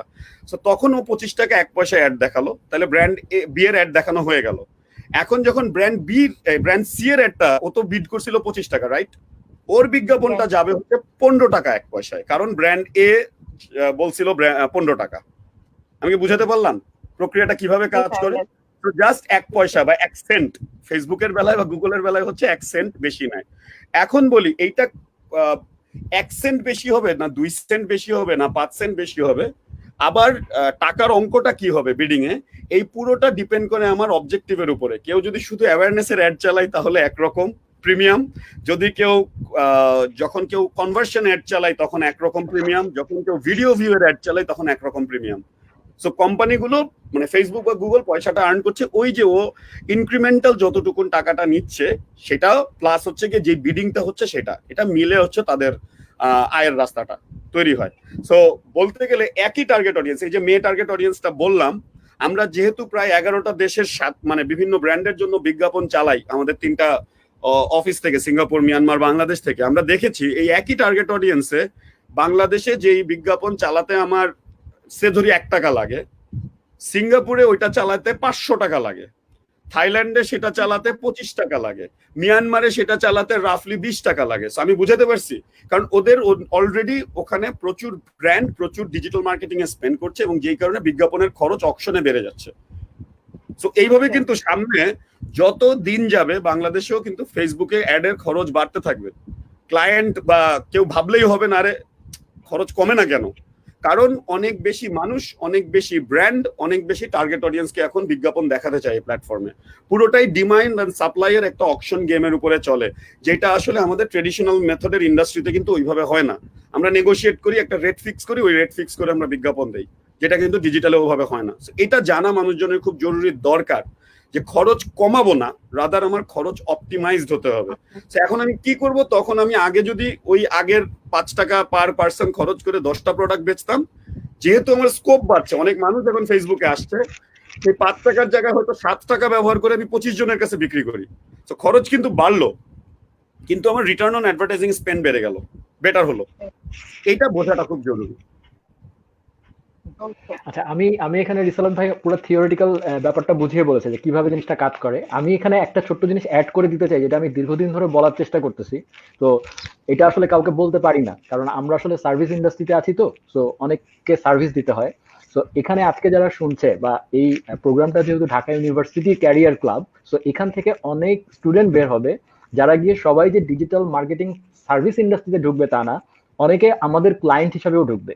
সো আমার রিকোয়েস্ট থাকবে যে যারা অ্যাটলিস্ট যারা কর্পোরেটে যাবা, বা যারা ক্লায়েন্ট হিসাবে আমাদেরকে পরে ডিকটেট করবা, তারা অ্যাটলিস্ট এই নলেজটা রাখা উচিত যে ডিজিটাল মার্কেটিং এর আসলে এই যে কস্ট অপটিমাইজেশন যে শব্দটা, হ্যাঁ, এটার অ্যাকচুয়াল মিনিং যেটা রিসালাত ভাই বললো এইটা, যে এটা আসলে আমরা কন্ট্রোল করি না, এটা অ্যাকচুয়ালি এটা একটা সেন্ট্রালাইজ সিস্টেম থেকে কন্ট্রোল হয়। এবং আমরা যখন আগে টিভিতে অ্যাড দেখাতাম অনেক কাল আগে, তখন একটা টিভি অ্যাডে কি পরিমাণ খরচ হতো সে সম্পর্কে কোনো আইডিয়া মনে হয় সবারই মোটামুটি আছে। হ্যাঁ, তো সেই তুলনায় যদি আমি যদি সেটার ডিজিটাল ভার্সন চিন্তা করি, একটা ডিজিটালে যখন আমরা একটা ওভিসি বানাই বা কোনো একটা কিছু ইয়ে করি, তখন সেটাকে প্রমোট করতে কিন্তু এত খরচ হয় না, বানাতেও এত খরচ হয় না, অনেক কম খরচ হয়। কিন্তু এবং প্লাস আমি দেখতে পাই যে অ্যাকচুয়ালি আমার রেসপন্সটা কি, আমার এঙ্গেজমেন্ট কত হয়েছে, আমার রিচ কত হয়েছে, একদম টু দা পয়েন্ট আমি একটা আউটপুট পাই। কিন্তু টিভিতে কি করতে হয়, আমাকে টিআরপির উপর ডিপেন্ড করতে হয়, যেটা হচ্ছে একটা কনফিউজিং টার্ম। ঠিক আছে, যেটার আসলে কোনো কি বলবো, মানে আমরা বিশ্বাস করতে বাধ্য, কিন্তু এটা আসলে আমরা শিওর না যেটা আসলে না যাই সুমিত। আচ্ছা আচ্ছা, ঠিক আছে, ওকে। তো আমরা বলছি না আসলে এটা সবচেয়ে বড় সমস্যা হচ্ছে আমার জন্য 1 মাস ওয়েট করতে হয় রেজাল্টটা পেতে। সবার আগের বড় প্রবলেম হচ্ছে আমাকে তো একটু ওয়েট করে রেজাল্টটা পেতে হয়, তারপরে আমি বুঝতে পারি ভালো হচ্ছে না। প্লাস এটা সবচেয়ে বড় যেটা প্রবলেম, সেটা হচ্ছে আমি অডিয়েন্স দিয়ে টার্গেট করতে পারছি না। আমি এমন একটা অ্যাড দেখাচ্ছি যেটা আসলে একটা বড়দের অ্যাড, কিন্তু সেটা একটা বাচ্চা টিভি দেখাকালীন সে দেখে ফেলছে। সো এই জিনিসটা আমি কন্ট্রোল করতে পারি না। সো এরকম কিছু কন্ট্রোল মেকানিজম ডিজিটাল অ্যাডভার্টাইজিং এ আমরা পাই, হ্যাঁ, যেটাকে আমরা আসলে ইউজ করি। সো ডিজিটাল মার্কেটিং হচ্ছে, মার্কেটিং তো আছেই, প্লাস তার সাথে ইউজ অফ টেকনোলজি, প্লাস আরেকটু ব্রডার অ্যাঙ্গেলে টেকনোলজি নিজেও বানানো। ঠিক আছে, সো আমরা এই তিনটা পার্টকে কম্বাইন করে Analyzen is working as a digital agency, আমরা এটাই বলি আসলে। সো অ্যাকচুয়ালি টেকনোলজিও এখানে একটা সাবসেট, মার্কেটিংও এখানে একটা সাবসেট, দুইটা মিলায়ে হচ্ছে ডিজিটাল। ওকে, মানে আসলে কস্টের ব্যাপারটাতে আসলে যেটা সুমিত বললো সেখানে আসলে অ্যাড করা দরকার। আমরা অনেক সময় অনেক কথা শুনি, যেহেতু কস্ট নিয়ে কথাটা শুরু হয়েছে বলে আমি এই ব্যাখ্যাটা দিলাম, অপশন এন্ড প্রসেস। আরেকটা শুনি হচ্ছে যে ডিজিটালে তো মনে হয় জিনিস বানাতে কম খরচ। আসলে একটা জিনিস কন্টেন্ট বানাতে, ট্রেডিশনাল মিডিয়াতে একটা ভিডিও বানাতে যা যা লাগে, এখানেও সেই জিনিসগুলোই লাগে, সেই মানুষগুলোই কাজ করে, সেই উপকরণগুলোই লাগে। সেটা বানাতে আসলে খরচ কম লাগার কোনো সুযোগ নাই। উল্টা আমাকে অনেক সময় বলা হয়, না ভাই টিভি তো বড় স্ক্রিন, অনেক বড় রেজলিউশন। সরি, আমাদের ডিটেইল যে স্ক্রিন আমরা দেখতে পাই এখন, ওলেড স্ক্রিন, 4K স্ক্রিন, আমার যদি কন্টেন্টের কোয়ালিটি ঝকঝকে তকতকে না হয় ডিজিটালের জন্য, মানুষজন ওই কন্টেন্ট দেখবেই না। মানে ওই অ্যাড বিজ্ঞাপনটা দেখে সে শান্তি পাবে না। হ্যাঁ, অন্যান্য কন্টেন্ট যেগুলো হয়, মানে ওই কন্টেন্ট মার্কেটিং পারপাসে যে সমস্ত মানুষজন কন্টেন্ট বানাচ্ছে, কন্টেন্ট কনজাম্পশনের জন্য পিপল আর হ্যাপি। বাট বিজ্ঞাপন কিন্তু আসলে ওই ঝকঝকে তকতকে ভাবটা আরো অনেক বেশি হওয়া লাগে, কারণ অনেক কাছ থেকে অনেক হাই রেজলিউশনে আমরা দেখি। বেনিফিট যেটা ডিজিটাল মার্কেটিং দিতে পারে compare to traditional media, digital media থেকে যদি কম্পেয়ার করি, সেটা হচ্ছে এখনো ডেসপাইট দ্য ফ্যাক্ট যে আমাদের এই খরচ বাড়ছে, টিভি থেকে কিছু কিছু ক্ষেত্রে অ্যাকচুয়ালি 200-250 গুণ কম খরচ, আমি যদি অ্যাভারেজ রেশিও হিসাব করতে যাই বাংলাদেশে। তো এই সুবিধাটার জন্যই আমাদের আসলে ডিজিটাল প্ল্যাটফর্মকে নেওয়া উচিত। আর এখানে না, এটা আসলে যুদ্ধের ব্যাপার না, ট্রেডিশনাল ভার্সেস ডিজিটালের যুদ্ধের কিছু নাই। কারণ গ্র্যাজুয়ালি পৃথিবী যখন আগাবে, আমরা দেখবো টেলিভিশন চ্যানেলগুলো আসলে অ্যাপে ঢুকে গেছে। আমরা আসলে টিভি অন করব, স্মার্ট টিভি পাবো, স্মার্ট টিভির ভিতরে কোনো একটা অ্যাপ থাকবে, সেই অ্যাপে ঢুকে আমি আমার প্রিয় চ্যানেল দেখবো। গ্র্যাজুয়ালি চ্যানেলগুলো আলাদা এভাবে ব্রডকাস্ট হবে না, তখন ডিজিটাল ব্রডকাস্টে আমরা চ্যানেলগুলো দেখবো। ওয়েস্টার্ন ওয়ার্ল্ডে অলরেডি ওটা অ্যাপে ঢুকে গেছে। আমি ক্রেভার্স নামে একটা অ্যাপের কথা বলবো, নর্থ আমেরিকাতে খুব ফেমাস, যেখানে সবগুলো চ্যানেল আসলে এমবেডেড। তো মানুষ আসলে ক্রেভার্স এর সাবস্ক্রিপশন কেনে, সেটার ভিতরে ঢুকে চ্যানেল দেখে। সেই চ্যানেলের মধ্যে আবার প্রিমিয়াম আছে, ফ্রি আছে, অনেক ধরনের ভার্সন আছে একটা চ্যানেলের, সেগুলোও দেখছে। সো এই যে ব্যাপারগুলো আছে, এটাও কিন্তু গ্র্যাজুয়ালি হবে। সো এটা আসলে সবার বুঝে আমাদের ইন্ডাস্ট্রিটাকে বোঝা উচিত, জানা উচিত। তাহলে আসলে কস্ট আর বেনিফিট মানে আসলে কস্ট কমাবো না, কস্ট অপটিমাইজ করবো এবং আমার রিটার্ন অন ইনভেস্টমেন্ট বাড়াবো। At the end of the day আমার তো অবজেক্টিভ হচ্ছে আমার ব্র্যান্ডের ভ্যালু বাড়তে হবে, আমার প্রোডাক্টের বিক্রি বাড়তে হবে। সেটা ছোট কেউ ফেসবুক মার্কেট প্লেসে এফ কমার্স করুক, কেউ বড় ব্র্যান্ড এসে বড়ভাবে কাজ করুক, তাদেরকে কিন্তু এটা করতে হবে। So return on advertising investment and return on আমার লিটারাল সবকিছু মিলে ইনভেস্টমেন্ট। শুধু বিজ্ঞাপন চালাতে কত খরচ হলো না, বিজ্ঞাপন বানাতেও খরচ করলাম, সেটাও আসলে বুঝতে হবে। কারণ এখানে আরেকটা তথ্য দেয় যেটা ফেসবুক বলে, এখনো পর্যন্ত একটা অ্যাডভার্টাইজমেন্টের পারফরমেন্স ভালো হবে না খারাপ হবে ফেসবুকে, এটা ডিপেন্ড করে 60% ডিপেন্ড করে ক্রিয়েটিভটার কোয়ালিটির উপরে। এটা ফেসবুকের নিজস্ব তথ্য। সো ক্রিয়েটিভের কোয়ালিটি ভালো হলো না, অনেক টাকা বিজ্ঞাপনের পিছিয়ে ঢাললাম, কোনো লাভ নাই।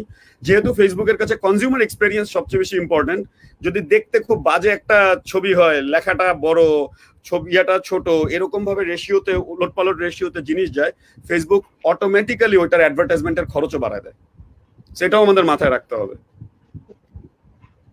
ভাই এই কথাটা যখন উঠলোই, এটার সাথে একটা রিলেটেড কোশ্চেন করি, যে ইউজার জেনারেটেড কন্টেন্ট আমরা যেটাকে বলি, এইটা আমাদেরকে কিভাবে এফেক্ট করে? ইউজার জেনারেটেড কন্টেন্ট আসলে আমাকে ওই যে অর্গানিক ভাইব, অর্গানিক রিচটা পেতে হেল্প করে, অর্গানিক ইন্টারাকশন পেতে হেল্প করে।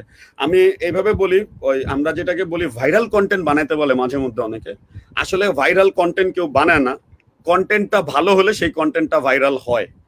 সো কন্টেন্ট ভালো হওয়া, একটা ব্র্যান্ড যখন বানায় there are certain levels of expectation মানুষের মনের মধ্যে থাকে। আবার যখন একজন ইউজার বানায়, এক্সপেকটেশন লেভেলটা থাকে কন্টেন্টের ভিজুয়াল কোয়ালিটির থেকে কন্টেন্টের ইনেট যে কন্টেন্টের কি বলবো ইন্সপিরেশনাল বা উইট বা যে ইমোশনাল কোয়ালিটিটা, ওগুলোর দিকে মানুষের নজরটা বেশি থাকে। সো এখন আমার ধরে নেই আমার ব্র্যান্ডকে নিয়ে একটা পজিটিভ রিভিউ একটা মানুষ খুব বানালো, সেটা দিল বা ওটা নিয়ে কথা বললো, অবশ্যই সেটার পারফরমেন্স সবচেয়ে বেশি ভালো হবে। রিজনটা হচ্ছে আমি নিজে বললাম না, আমার হয়ে কেউ যখন অথেন্টিক্যালি আমার হয়ে কথা বলে, তখন কিন্তু অন্য একজন ইউজার ওটাকে বেশি বিশ্বাস করে। একটা ব্র্যান্ড তো নিজের ভালো কথা বলবেই, কিন্তু ইউজার জেনারেটেড কন্টেন্ট যদি আসলে আমাকে নিয়ে কথা বলে, তখন ওইটার উপরে রিলায়েন্স বেশি হয় এবং মানুষের ফেথটা ব্র্যান্ডের প্রতি আরো বেশি বেড়ে যায়, যেটা কিন্তু ডিজিটাল মার্কেটিং এর innate capability in any case. আমি একটা কন্টেন্ট দিলে ওটার নিচে যে কমেন্ট আসে, যে কথাগুলো হয়, কনভারসেশন হয়, সেটার উপরে ভিত্তি করে কিন্তু মানুষ আমার ব্র্যান্ডের ভালো খারাপটা চিন্তা করে। সো ইউজার জেনারেটেড কন্টেন্ট ওই মডেলেই কাজ করে। ইটস লাইক পিআর, যেটা আমরা ট্রেডিশনালি পিআর বলি। ইউজার জেনারেটেড কন্টেন্ট ওইভাবে আমাদের জন্য পিআর হিসাবে কাজ করে যখন আমরা কোনো ব্র্যান্ড বা প্রোডাক্ট নিয়ে কথা বলছি। এছাড়াও তো অনেক কন্টেন্ট, আমরা তো ইউটিউবার, ব্লগার অনেক রকমের কন্টেন্ট বানাচ্ছে, এন্টারটেইনমেন্ট কন্টেন্ট বানাচ্ছে, সেগুলোর ব্যাপার আলাদা। সেটা আবার তারা করছে হচ্ছে তাদের নিজেদের কন্টেন্টের কোয়ালিটির প্রমোশনের জন্য, সেটাও আছে, সেটাও কিন্তু তাদেরকে কোনো না কোনো ভাবে একটা রিটার্ন অন ইনভেস্টমেন্ট দিচ্ছে। আগে যেমন ইউটিউবে শুধু মনিটাইজ করা যেত, এখন কিন্তু ফেসবুকেও কন্টেন্ট মেকাররা কন্টেন্ট মনিটাইজ করতে পারে। আমরা নাচ ডেইলি চিনি না এমন বোধহয় খুব কম মানুষ এখন আছে, রাইট? নাচ ডেইলি, নাচ যে কন্টেন্ট বানায়, নাচ কিন্তু শুরু থেকে এখন পর্যন্ত ওর কন্টেন্ট শুধুমাত্র ফেসবুকের থ্রুতেই মনিটাইজ করে আসতেছে, যেটা প্রথমে বাইরে ছিল। এখন বাংলাদেশেও কিন্তু অনেকগুলো চ্যানেল, অনেক ব্লগাররা গ্র্যাজুয়ালি আসলে কন্টেন্ট মনিটাইজেশনে ঢুকছে। তো দুই রকমেরই ব্যাপার আছে ইউজার জেনারেটেড কন্টেন্ট ব্যবহারের। সুমিত ভাইয়ের কাছে একটু যদি ব্যাক করি, on page off page optimisation বলতে আমরা আসলে কি বুঝি, বা এই বিষয়টাকে কিভাবে মেইনটেইন করা যায়? আচ্ছা, অন পেজ এবং অফ পেজ অপটিমাইজেশন এটা আসলে সার্চ ইঞ্জিন অপটিমাইজেশনের term. So basically on page মানে কি, যেটা আমরা দেখতে পাচ্ছি সেটার মধ্যে, মানে যেটার উপরে আমার কন্ট্রোল আছে। লাইক এটা আসলে আমি যদি একজন ওয়েব ডেভেলপারের কথা বলি, আমরা যেমন ফেসবুক যে আমরা ব্রাউজ করছি, ঠিক আছে, Facebook itself is a website, যেটা আমরা ডেস্কটপে ব্রাউজ করছি সেটা একটা ওয়েবসাইট। সো এই ওয়েবসাইটের মধ্যেও কিন্তু সার্চ ইঞ্জিন অপটিমাইজেশন একটা লেভেলে করা হয়। সো যারা প্রোগ্রামার বা ওয়েব ডেভেলপার তারা যেটা করে, বা সার্চ ইঞ্জিন অপটিমাইজেশন যেটা করবে, মানে ভিতরে যে কন্টেন্ট গুলো আছে, হ্যাঁ, যেটার উপরে আমার কোডারদের কন্ট্রোল আছে, সেইখানে আমি যা যা অপটিমাইজেশন করব সেটা হচ্ছে অন পেজ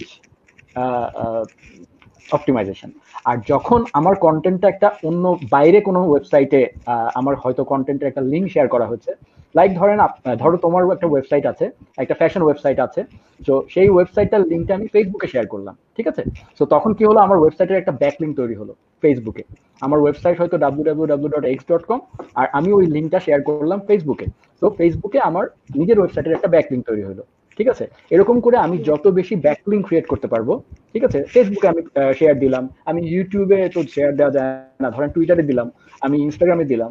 তো এই যে কাজগুলো আমরা করছি, এটার মানেটা কি? এটার মানেটা হচ্ছে আমি ব্যাকলিঙ্ক ফেলে আসছি বিভিন্ন জায়গায়। সো এই কাজটা ইজ পার্ট অফ কি বলবো, অফসাইট অপটিমাইজেশন, ঠিক আছে? সো একটা ভিতরে একটা বাইরে। সো অন পেজ অপটিমাইজেশনের মধ্যে আসলে টেকনিক্যাল কিছু ব্যাপারও আছে, আবার কিছু নিজস্ব ব্যাপারও আছে, যেমন কন্টেন্টেরও ব্যাপার আছে, আবার টেকনিক্যাল ব্যাপারও আছে। যেমন যে প্রোগ্রামার, তাকে কিছু ওয়েবসাইটের কিছু স্ট্যান্ডার্ড কোডিং মেনটেন করে চলতে হয়, ঠিক আছে? সেগুলোর আমি ডিটেলসে এখন আর যাচ্ছি না, কারণ এটা তাহলে অনেক লম্বা হয়ে যাবে। তো প্রোগ্রামারের এন্ড থেকেও কিছু অপটিমাইজেশন আছে, সে যেন প্রোগ্রামিংটা এলোপাথারি না করে প্রপার ওয়েতে করে, হ্যাঁ, যেন পেজটা লাইট ওয়েট হয়, স্পিডটা তাড়াতাড়ি হয়, ঠিক আছে? যেন অ্যাটলিস্ট 2 সেকেন্ডের মধ্যে ওয়েবসাইটের হোম পেজের কন্টেন্টটা দেখা যায়, হ্যাঁ, বা মানুষ দেখতে শুরু করতে পারে। যদি একটা ওয়েবসাইট লোড হইতে অনেক সময় নেয়, কন্টেন্ট আসতে সময় নেয়, তাহলে একটা মানুষ, আমরা যখন দেখি একটা ওয়েবসাইট যদি লোড হতে খুব স্লো হয়, তাহলে গুগলের যে ক্রলার, হ্যাঁ, বা যে রোবটটা ব্যাকএন্ডে আসলে ওয়েবসাইট ক্রল করে, সে নিজেও তো ওয়েবসাইটে ব্রাউজ করতে গিয়ে তো এতক্ষণ বসে থাকবে না, তার তো অসংখ্য লক্ষ লক্ষ ওয়েবসাইটে ক্রল করতে হয়। সে যদি 1 সেকেন্ড 2 সেকেন্ডের মধ্যে না পায়, সে এখান থেকে ভাগবে, ঠিক আছে? সোজা কথা। তো ব্যাপারটা হচ্ছে এরকম যে আমার কন্টেন্টটা অ্যাটলিস্ট, আমার ছবিগুলো না আসুক, বাট আমার অ্যাটলিস্ট টেক্সচুয়াল কন্টেন্ট যেটার মধ্যে আসলে প্রপার ইনফরমেশন আছে, সেগুলো অ্যাটলিস্ট লোড করে ফেলতে হবে। সো দ্যাটস ওয়াই আমরা এখন অনেক টেকনোলজি আছে, হ্যাঁ, সেগুলা পুরোপুরি টেকনোলজিক্যাল টার্ম, যেহেতু আজকে সেশনটা আসলে ডিজিটাল মার্কেটিং, সো আমি ওইগুলো ডিটেলসে যাব না। সো ওইটা অনসাইট এসইওর মধ্যে পড়ে। আবার যারা কন্টেন্টে কাজ করে, যেমন আমি আগেও বলেছি যে রেলিভেন্ট কন্টেন্ট দিতে হবে, হ্যাঁ। সো ফ্যাশন ওয়েবসাইটে ফ্যাশন কন্টেন্টই দিতে হবে, এডুকেশন ওয়েবসাইটে এডুকেশন কন্টেন্টই দিতে হবে। সো আমি যদি মিক্স আপ করে ফেলি, তাহলে আমার কন্টেন্ট নষ্ট হয়ে যাবে, আমার অনসাইট অপটিমাইজেশনটা হচ্ছে না, ঠিক আছে? আর অফসাইটে তো আমি বললামই, ওয়েবসাইটের বাইরে আমি যেখানে যা ধরনের যা কিছু করব for the ranking of SEO, সেটাই হচ্ছে offsite optimisation. Thank you so much ভাইয়া। আমরা অলরেডি অনেকক্ষণ সময় পার করেছি। তো এর মধ্যে আমরা সবাই জানি যে আমরা কোভিড-19 এর মধ্যে একটা খুব টাফ সিচুয়েশনের মধ্যে দিয়ে সবাই পার করছে, সবাই ঘরে বন্দি, প্লাস একই সাথে হচ্ছে স্টুডেন্টদের আসলে এই টাইম ক্রাইসিস মোমেন্টটাকে আমরা ইউজ করতে পারি আইদার কিছু শিখে, অথবা আমি টাইমটাকে জাস্ট ওয়েস্ট করতে পারি। তো এই টাইমটাতে স্টুডেন্টরা আসলে কি করতে পারে, বা প্রত্যেকে কিভাবে ক্যারিয়ার গ্রুমিং যেটা আমরা বলি, যে ওই গ্রুমিং এর সেকশনটা আসলে কি করা উচিত, এটা আচ্ছা, দুজনের কাছেই কোশ্চেন থাকবে। আচ্ছা, যদি বলেন। ওকে, আমি আগে বলবো রিসলাম ভাই। না না, অবশ্যই। আচ্ছা, ওকে। বেসিক্যালি আমরা আসলে এই ব্যাপারটায়, আমি পার্সোনালি যেটা মনে করি, এই ব্যাপারে আসলে জ্ঞান দিতে আসবো না আমি। কারণটা হচ্ছে এই এমন একটা সিচুয়েশন, হ্যাঁ, it's been controlled by virus, হ্যাঁ। সো ভাইরাস আসলে টেক ওভার করেছে সিচুয়েশনটাকে। তো এই জায়গাটায় আমি হিউম্যান হিসাবে তেমন কোনো সাজেশন দিতে পারবো না, বাট আমি শুধু এটুকুই বলতে পারি আমি কি করছি। আমি বেসিক্যালি 2 মাস ধরে ঘরে আছি। তো আমি যেটা করছি সেটা হচ্ছে আমার যা যা মানে কি বলবো, ব্যাকলগ তৈরি হয়ে গেছিল, সেগুলো আমি খোলার চেষ্টা করছি। যেমন আমি এজ এ প্রোগ্রামার, আমাকে টেকনোলজি দেখতে হয়। তো আমি আমার অনেক ওয়েবসাইট বা আগে যেগুলো কাজ কারবার করেছি, সেগুলোতে যা যা ময়লা আবর্জনা আছে সেগুলো পরিষ্কার করছি, ঠিক আছে? তারপরে আমার বেশ কিছু ব্যাকআপ প্রসিডিউর মেনটেন করতে হয় আমাদেরকে, হ্যাঁ। সো সেগুলো আমি দেখছি। যে কাজটা আমি একটু পরে করব বলে রেখে দিয়েছিলাম আর করা হয়নি, সেগুলো করছি, ঠিক আছে? আর প্রচুর স্টাডি করছি, ঠিক আছে? লাইক আমি বই পড়া হয়তো হয় না আমার, কিন্তু আমি অনলাইনে প্রচুর পড়াশোনা করি, ঠিক আছে? সো যেভাবেই খুশি আমরা স্টাডিটা করতে পারি। তো আমাদের ডিজিটাল মার্কেটিং এর সুবিধাটা হচ্ছে আমাদের সেকশন গুলো অনেকগুলো সেকশন আছে স্টাডি করার। লাইক টেকনোলজিতে একটা পার্ট, বাট শুধু ডিজিটাল মার্কেটিং ইটসেলফ, এটার মধ্যে রিসালাত ভাই যে টার্ম গুলো বলো, সেটাও কিন্তু খুবই অল্প কিছু টার্ম, হ্যাঁ। এটা আসলে 1 ঘন্টা কি, এটা চাইলে 3 দিন কন্টিনিউয়াস কথা বলে যাওয়া যাবে, এখানে এত টার্ম আছে। It's not that easy. সবাই যেটা আমাদেরকে বলে, আমরা যখন কোনো একটা জায়গায় পাবলিক প্লেসে যাই, যারা ডিটেলটা জানে না, তারা যেটা বলে, আরে এরা তো ফেসবুক চালায় আর ইউটিউব চালায়, ইনকাম করে, এদের সাথে কি কথা বলবো, ঠিক আছে? সো এইটাই হচ্ছে বাস্তবতা, যে আসলে আমরা ফেসবুক চালাই ইনকাম করি না, ফেসবুক একটা মিডিয়াম, জাস্ট সেটাকে ইউজ করি, ঠিক আছে?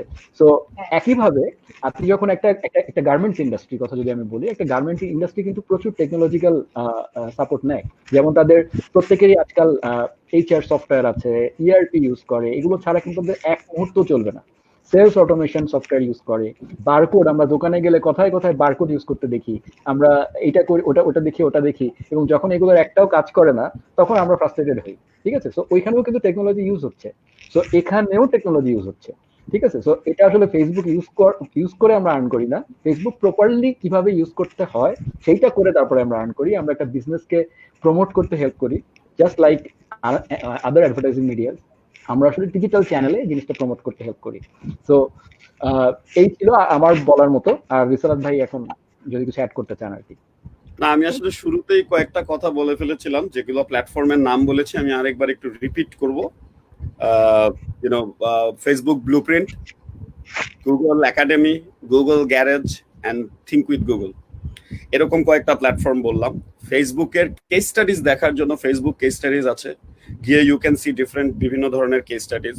We were the luckiest one of the agencies in the country, যাদের আসলে প্রথম, আমরাই বাংলাদেশের প্রথম এজেন্সি যেটা ফেসবুকে কেস স্টাডি ফিচার্ড হয় আমাদের একটা ক্লায়েন্টের জন্য, একটা ফ্যাশন ক্লায়েন্টের জন্য। ফ্যাশন নিয়ে অনেক কথা হয়েছে, সো আমাদের ফ্যাশন ক্লায়েন্টের জন্য আমাদের বাংলাদেশ থেকে প্রথম কেস স্টাডি আছে।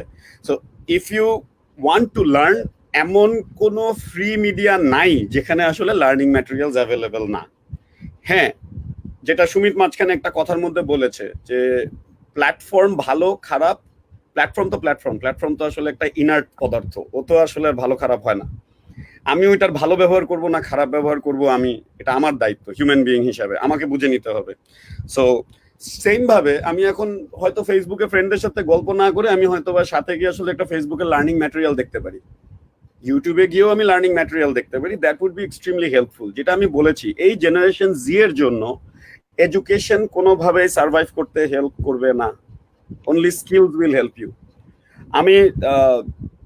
আমার একটা ইতিহাস আছে যে আমি আসলে ইঞ্জিনিয়ারিং পড়ছি প্রায় 5 সেমিস্টার মাঝখানে, সো বিজনেস লাইনে আসার আগে আমি শুধু বলতে পারি ওই 5টা সেমিস্টার আমাকে যেভাবে হেল্প করছে সেটা হচ্ছে ম্যাথমেটিক্সের, ক্যালকুলাসের সবকিছু আমার ভাজা পড়া হয়ে গেছিল ওই প্রথম 5 সেমিস্টারে। ক্যালকুলাসের যতগুলো কমপ্লিকেটেড জিনিস আমাদের ইঞ্জিনিয়ারিং কোর্সে করায়, সি প্লাস প্লাস, জাভা আর ডেটা স্ট্রাকচার আমার শেখা হয়ে গেছিল ওই 5 সেমিস্টারে। সুবিধা কি হয়েছে, আমি সব ভুলে গেছি, কিন্তু আমাকে কিন্তু টেকনোলজি ব্যাকগ্রাউন্ডের কোনো মানুষ ভুল বুঝানোর চেষ্টা করে পার পাবে না যদি সে আমাকে একটা জিনিস বুঝানোর সময় কিছু বলে। সো এখন সামনে যেহেতু machine learning, artificial intelligence, data science, data analytics, এগুলোর দিন, খুব কঠিন কঠিন নাম বললাম, বাট এগুলো না আসলে বুঝতে চাইলে খুব সহজভাবে বোঝার বিভিন্ন প্রক্রিয়া এবং এই বিভিন্ন প্ল্যাটফর্মে আছে।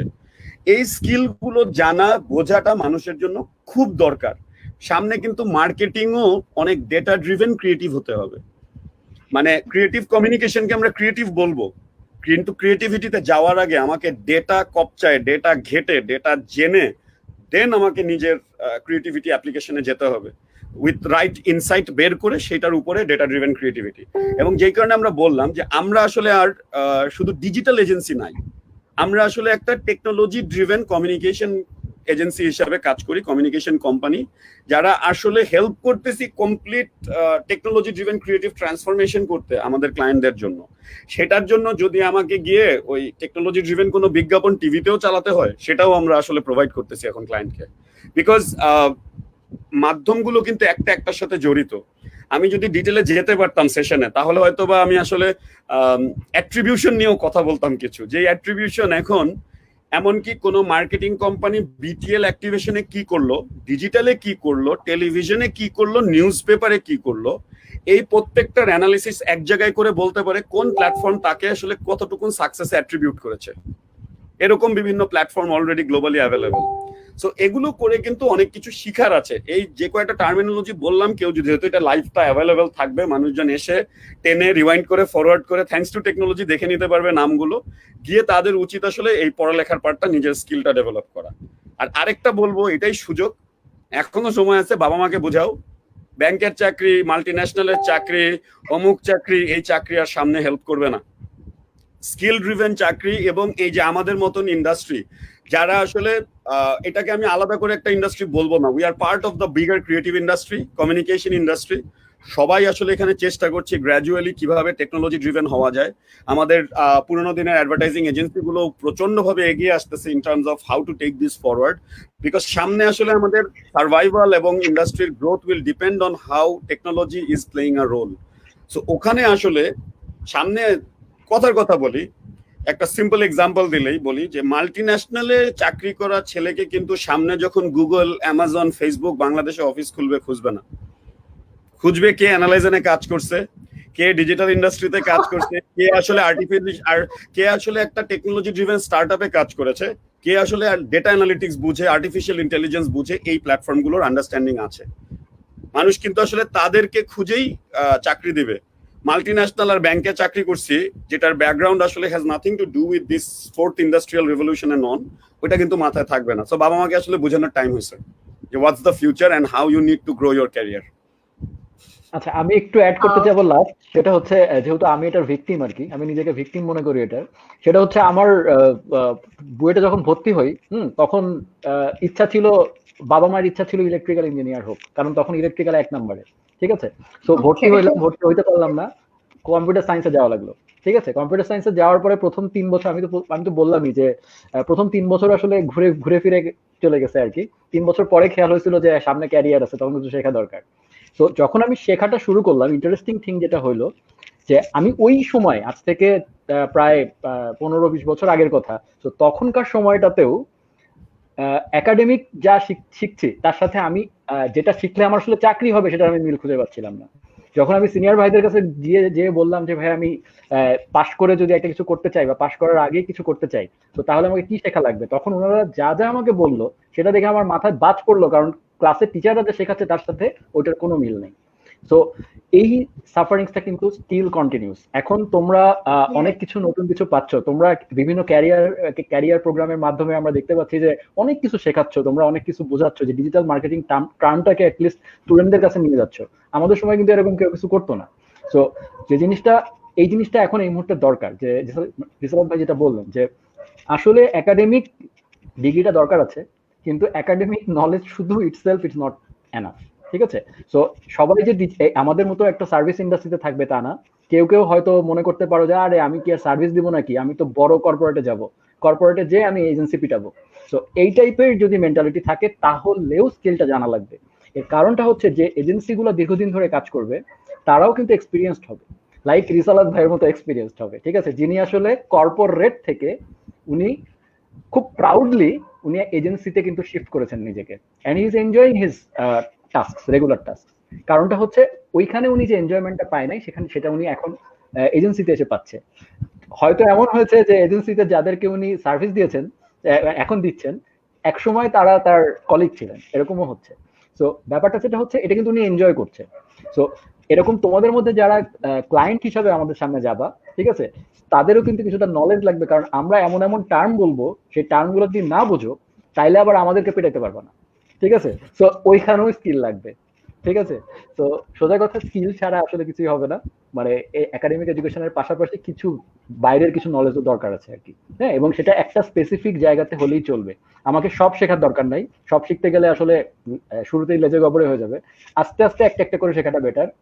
যেটা ভাল লাগে, অনেকগুলো টার্ম আছে, যেটা তোমার ভাল লাগছে সেটা নিয়ে শুরু করো, ঠিক আছে। আমার যেমন প্রোগ্রামিং ভালো লাগে, তখন প্রোগ্রামিং এর দুনিয়ায় যদি আমি যাই, কয়েক হাজার রকমের প্রোগ্রামিং ল্যাঙ্গুয়েজ আছে, তখন আসবে যে কোনটা শিখবো, ঠিক আছে। তো আগে ডিফাইন করো যে তুমি কোনটা শিখবা, সেটা শেখার পরে ওটার পিছনে কিছুদিন অ্যাটলিস্ট লেগে থাকো। যদি দেখো যে 1 বছর লেগে আছে কিচ্ছু হচ্ছে না, তাহলে ছাড়ো, ঠিক আছে, বাট খুব তাড়াতাড়ি ছেড়ে দিও না আর কি, ব্যাপারটা হচ্ছে এরকম।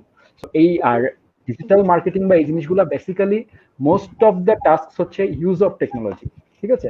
টেকনোলজি ক্রিয়েট করা অবশ্যই এটা একটু উপরের দিকে ব্যাপার, বাট বেসিক টাস্ক যেটা, বাংলাদেশে প্রচুর এজেন্সিজ আছে যারা টেকনোলজি সলিউশন দেয় না, উইদাউট গিভিং টেকনোলজি সলিউশন তারা কিন্তু ডিজিটাল মার্কেটিং সার্ভিসটা দিয়ে যাচ্ছে, বিকজ তারা টেকনোলজিটা ইউজ করতে পারে, ঠিক আছে। তো টেকনোলজি ইউজ করা জানলেও কিন্তু অনেক কিছু হয়, হ্যাঁ, যেমন ফেসবুক প্রপারলি জানলে এটাও কিন্তু is kind of use of technology. তো ওইটাও দরকার আছে আসলে, হ্যাঁ, এই আর কি। Thank you. তো আমাদের কাছে একটা কোশ্চেন আছে ভাই, কোশ্চেনটা কি নিব, ইফ ইউ পারমিট? শিওর, নিতে পারি। আচ্ছা, okay. A new business or organization wants to run a brand awareness campaign on digital media platforms. What sort of market research should it run before launching the campaign to understand the customer or TG mindset? ওকে, বিশ্বনাথ ভাই বলেন। এটা আসলে অনেক broad answer দিতে হবে। একই সাথে ভাই আরো একটা কোশ্চেন আছে, যে স্টার্টআপদের জন্য যদি কিছু সাজেশন দিতেন। ওইটা আমি বলবো, রিসালাত ভাই তাহলে আগেরটা বলুক, কারণ ওইখানে কিছুটা কস্ট ইনভলভড আছে আর কি। রিসার্চের জন্য এখন আসলে না, ফেসবুকের মধ্যে অনেক ধরনের tools are available. Brand awareness understanding পাওয়ার জন্য প্রথম দিকে ইভেন সে আমার তো একটা basic understanding of my target audience থাকবেই। একটা তো না আন্ডারস্ট্যান্ডিং নিয়ে তো কেউ আসলে তার প্রোডাক্ট বা বিজনেসটা শুরু করে না। সেই বেসিক আন্ডারস্ট্যান্ডিংটা তার, আমি তো ফেসবুকে গেলে 3টা বেসিক ইনফরমেশন দিয়ে শুরু করতেই পারতেছি। একটা হচ্ছে তার ডেমোগ্রাফি, একটা হচ্ছে তার ইন্টারেস্ট, একটা হচ্ছে তার বিহেভিয়ার। এই 3টা কিন্তু বেসিক ইনফরমেশন আমাকে ফেসবুক ক্লাব অবস্থায়, সেগমেন্টেড অবস্থায় দিচ্ছে। সো মজার ব্যাপার হচ্ছে দেয়ার আর সার্টেন স্টাডিজ, যেটা ব্র্যান্ড লিফট স্টাডি বলে, যেগুলো ফেসবুকেও করা যায়, যে আমি আসলে প্রথমে বিজ্ঞাপন চালালাম, ব্র্যান্ড লিফট স্টাডির বিজ্ঞাপন, এবং সেখানে আবার দেওয়া যায় যে আমি আসলে ওই স্টাডিটা করার সময় যারা বিজ্ঞাপন দেখলো তাদেরকে আমি চাইলে সার্ভে করতে পারি। ফেসবুক তখন অটোমেটিক্যালি যারা 2বার 3বার বিজ্ঞাপন দেখছে বা একবার দেখছে তাদেরকে পুশ করে কোয়েশ্চেন পাঠায় যে did you like the ad or did you see the brand etcetera etcetera. এটা কিন্তু হচ্ছে কি আমি প্ল্যাটফর্মে গিয়ে করলাম। আর প্ল্যাটফর্মে যাওয়ার আগে যেটা বাংলাদেশের সবাই খুব অনীহার চোখে দেখে, সেটা হচ্ছে পয়সা খরচ করে অ্যাকচুয়ালি রিসার্চ করা, যেটা কতখানি যে হেল্পফুল সেটা আসলে বলে বোঝানো সম্ভব না মানুষকে। যা মানে সিম্পলি আমি যদি বলি, একটা মানুষের উচিত আসলে 15 মিনিট চিন্তা করে 5 মিনিট কাজটা করা। আমরা আসলে 5 মিনিট চিন্তা করে 15 মিনিট কাজটাকে গুছানোর চেষ্টা করি, এটা না করে আসলে ব্যাপারটা আরো ইজিলি যদি বোঝানো যায় যে আসলে বিয়ে করার আগে কি করে, আমরা তো জাস্টিফাই করে নেই, তাই না? যেমন যাকে বিয়ে করবো অনেক কিছু তো অ্যানালাইসিস করে নিতে হয়, তাই না? তো বিজনেসের জন্য আসলে সার্ভেটা ওইটা আর কি, মানে ওই রিসার্চটা আসলে করাটা খুব জরুরি। সেটা আমি কিভাবে আমার টিজিকে রিচ করে, কিভাবে সেটা কি কোয়ালিটেটিভ হবে না কোয়ান্টিটেটিভ হবে, কিভাবে করবো, এটা আমার বিজনেসের নেচারের উপর ডিপেন্ড করবে। আমার পকেটে টাকা, মানে কতটুকু টাকা খরচ করার ক্যাপাবিলিটি আমার আছে সেটার উপর নির্ভর করবে।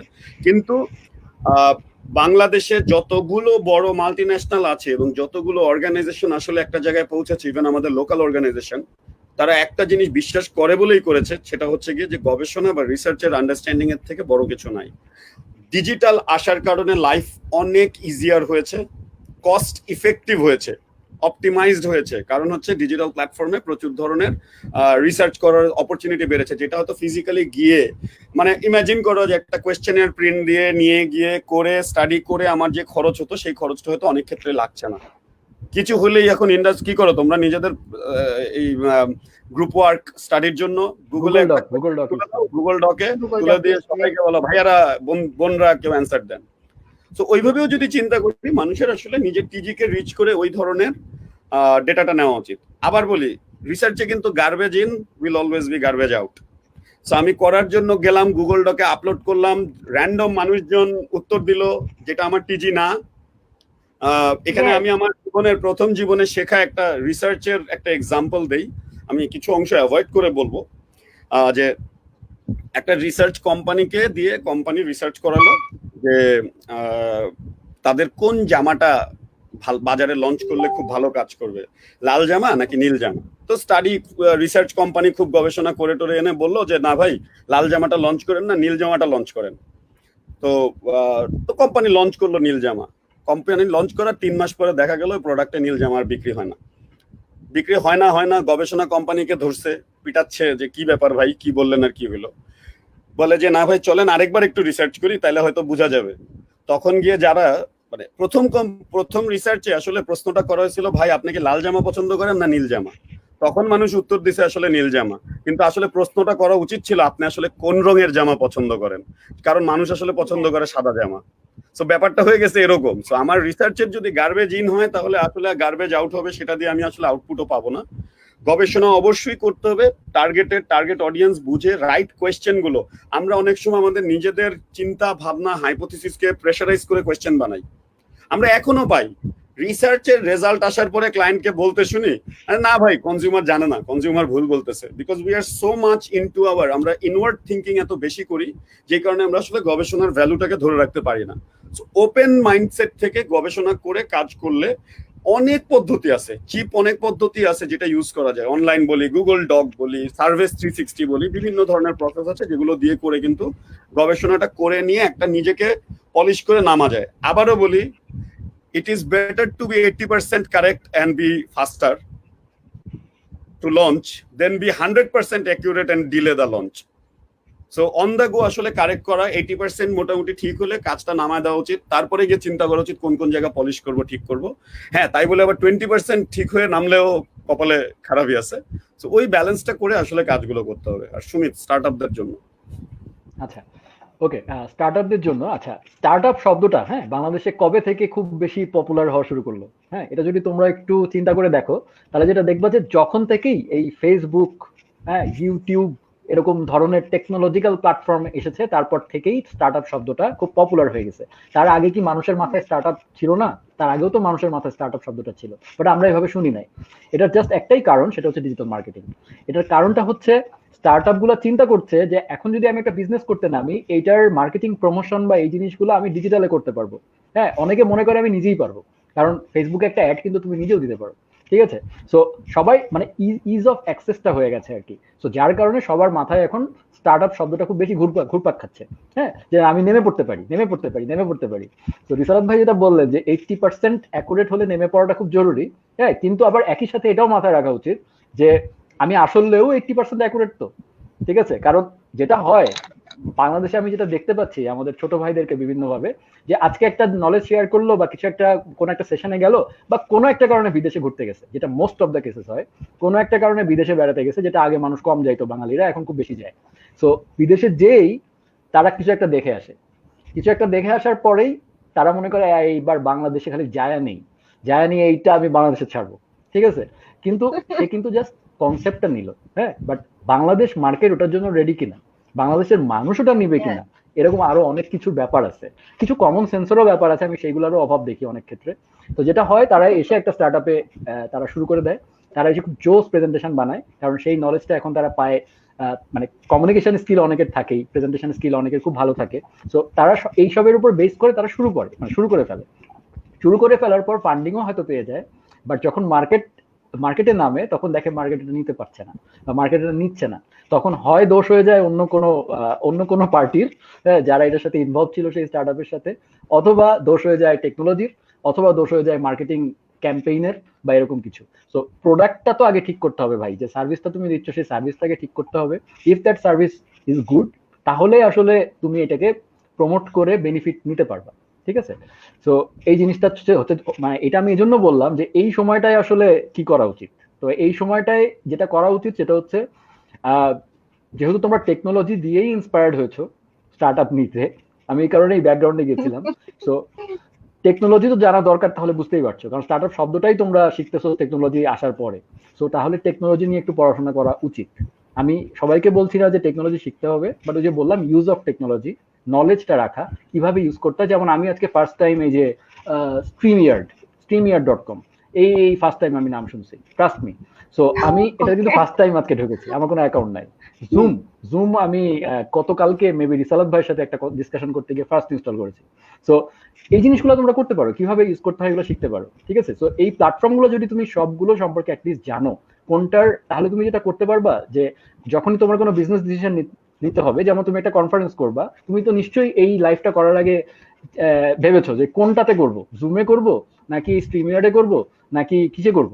ঠিক আছে, এখন তো ইনফ্যাক্ট মেসেঞ্জারও করা যায়, আচ্ছা কিসে করব। তো তুমি চুজ করেছো এইটা, ঠিক আছে, কারণ তুমি এটা সম্পর্কে জানতা। সো তুমি যদি এরকম মাল্টিপল জিনিস জানো, তাহলে তোমার মাথার মধ্যে বেস্ট একটা ডিসিশন নিতে পারবা তুমি, যে হ্যাঁ these are the platforms available, so এখান থেকে আমি এটা করতে পারবো। সো এই নলেজ গুলো তোমরা এই সময়টায় ব্যয় করতে পারো মুভি দেখার পাশাপাশি। ঠিক আছে, থ্যাংক ইউ। সুমিত ভাই, আপনার কাছে আরো একটা কোশ্চেন আছে। Which programming language to begin with for students coming from a non-computer science background? Can great question. non-science আচ্ছা, এই কোশ্চেনটা যে করেছে তাকে আসলে থ্যাঙ্কস ফার্স্ট অফ অল। হ্যাঁ, আরো কিছু বাকি আছে নাকি? ভাইয়া এই কোশ্চেনটা করেছে আমাদের ভাইস প্রেসিডেন্ট সাদমান সাকিব। ওই আজকে এই স্ট্রিমইয়ার্ড প্ল্যাটফর্মটাকে চুজ করেছিল, এন্ড এই কোশ্চেনটা ওর পক্ষ থেকে এসেছে। আর আরেকটা কোশ্চেন হচ্ছে, can non computer science background students, specifically students with business studies background, can take up programming for the technical side of digital marketing? Definitely. Okay, first কোশ্চেনে যেটা অ্যান্সার সেটা হচ্ছে কোন প্রোগ্রামিং ল্যাঙ্গুয়েজ দিয়ে শুরু করবা যদি তুমি নন টেকনিক্যাল ব্যাকগ্রাউন্ডের হও। আচ্ছা, এটা দিয়ে আমি বললাম আমার নিজের লাইফের সাথে মিলে যায়, কারণ আমি যদিও টেকনিক্যাল ব্যাকগ্রাউন্ডে পড়াশোনা করেছি, বাট আমি আগেও বলেছি যে টেকনিক্যাল কোন মানে একাডেমিক কোনো এডুকেশন আমার কোনো কাজে লাগে না। ঠিক আছে, সো আমি আসলে তোমাদের মতোই অবস্থায় শুরু করেছি। ঠিক আছে, সো যেটা হয় যে যদি তুমি শুরু করতে চাও এবং তুমি এর আগে কিচ্ছু জানো না, প্রোগ্রামিং এর কোনো বেসিক জানো না, then Python would be the best choice, because Python is created by, মানে বেসিক্যালি এটা এমন একটা উদ্দেশ্য নিয়ে করা হয়েছিল যে এনি ওয়ান ক্যান কোড। এই থিম থেকে পাইথন সব মানে এই ল্যাঙ্গুয়েজটা জন্ম হয়। সো এই ল্যাঙ্গুয়েজটা খুবই পাওয়ারফুল একটা ল্যাঙ্গুয়েজ, কিন্তু খুবই ইজি টু ইউজ, লাইক একটা ইউনিভার্সাল ল্যাঙ্গুয়েজের মতো। যে আমি যে কথাগুলো বলছি এখন, আমি বাংলাতে যেভাবে কথা বলি, Python is close to that, মানে আমাদের হিউম্যান ল্যাঙ্গুয়েজ, ঠিক আছে, মোস্ট কাছাকাছি মনে হয়েছে আমার কাছে। আর অথবা আরেকটা অপশন আছে, সেটা হচ্ছে জাভাস্ক্রিপ্ট। সো জাভাস্ক্রিপ্ট দিয়েও শুরু করতে পারো, আর যদি একেবারেই নলেজ না থাকে তাহলে আমি বলবো Python would be the best choice. আর সেকেন্ড কোশ্চেনটা কি জানি ছিল, সরি আরেকবার ভুলে গেছি। নন টেকনিক্যালরা কিভাবে করবে, একই উত্তর। আচ্ছা আচ্ছা, ওইটার উত্তরও তো আসলে আমি কভার করে ফেলেছি আসলে। যে যদি নন টেকনিক্যাল কেউ আসলে বিজনেস ব্যাকগ্রাউন্ডে আসতে চায় বা এই আমাদের মতো সার্ভিসে যদি ভ্যালু অ্যাড করতে চায়, তাহলে আমি বলবো যে আমি অনেককেই এরকম পেয়েছি। আমার ইনফ্যাক্ট প্রায় 12 বছর হয়ে গেল আমাদের মানে প্রফেশনাল লাইফ। ইনফ্যাক্ট অ্যানালাইজেনে রিসালাত ভাই অলরেডি অ্যান্সার দিয়ে দিয়েছেন যে অ্যানালাইজেনে এমন অনেক ব্যাক বেঞ্চার্স আছে যারা আসলে ম্যাক্সিমামই আছে যারা আসলে যে প্ল্যাটফর্ম থেকে আসছে সেই প্ল্যাটফর্মে কাজ করে না, ঠিক আছে। সো এমন অনেক টেকনিক্যাল পিপলও আছে আমাদের এখানে। মেকানিক্যাল ইঞ্জিনিয়ারকে আমি কম্পিউটার সায়েন্সের কোডিং করতে দেখেছি, ঠিক আছে। আমি চারুকলার ছেলেদেরকেও ইনফ্যাক্ট ওয়েব ডিজাইন করতে দেখেছি, ওয়েব ডেভেলপমেন্ট করতে দেখেছি, ঠিক আছে। So it doesn't matter. Programming এমন একটা জিনিস, এটা একটা জাস্ট একটা ল্যাঙ্গুয়েজ শিখলেই হয়ে যায় আসলে। আমরা যেভাবে ইংলিশ ল্যাঙ্গুয়েজ শিখি, হ্যাঁ, কেন শিখি? আরেকটা দেশে গিয়ে কমিউনিকেট করার জন্য। সো প্রোগ্রামিং ল্যাঙ্গুয়েজটা আমরা শিখি যেন মেশিন আমাদের শব্দটা বুঝতে পারে, দ্যাটস ইট। সো এটা এনিওয়ান ক্যান লার্ন এন্ড আজকাল প্রচুর ফ্রি রিসোর্স পাওয়া যায়। এটা কিন্তু আমার একাডেমিক পড়ালেখার থেকে সহজ হবে।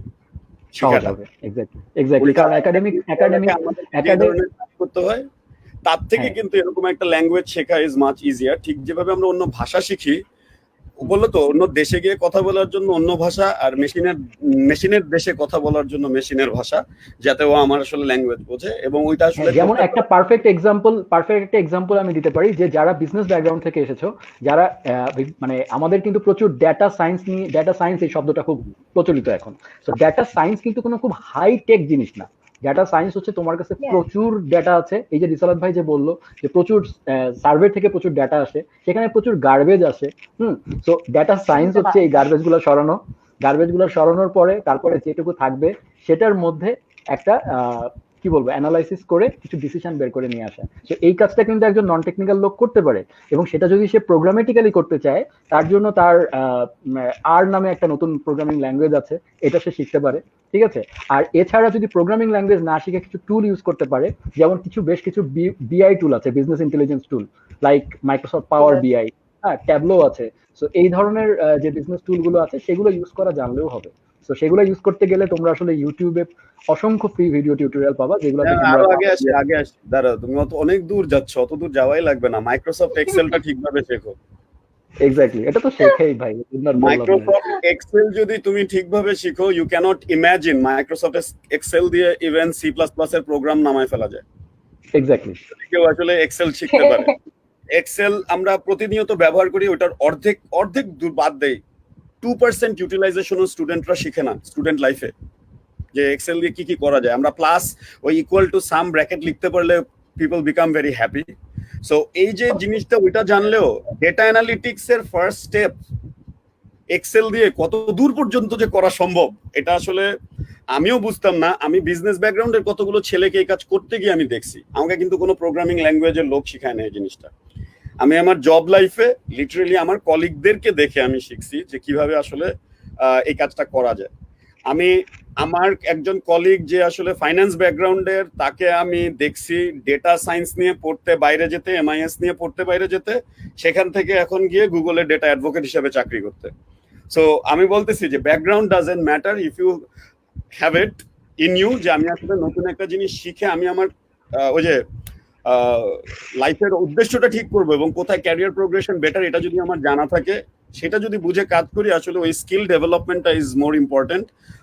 যেই ভাষায় বললে সবাই বুঝে আর কি, ওই যে বাবা রানছর দাসের মতন, কামিয়াব মত বানো কাবিল বানো, কামিয়াবি ঝাটমারকে পিছে আয়েগি। ব্যাপারটা হচ্ছে এরকম, run behind capability and skills, আসলে সাকসেস আসবে যদি।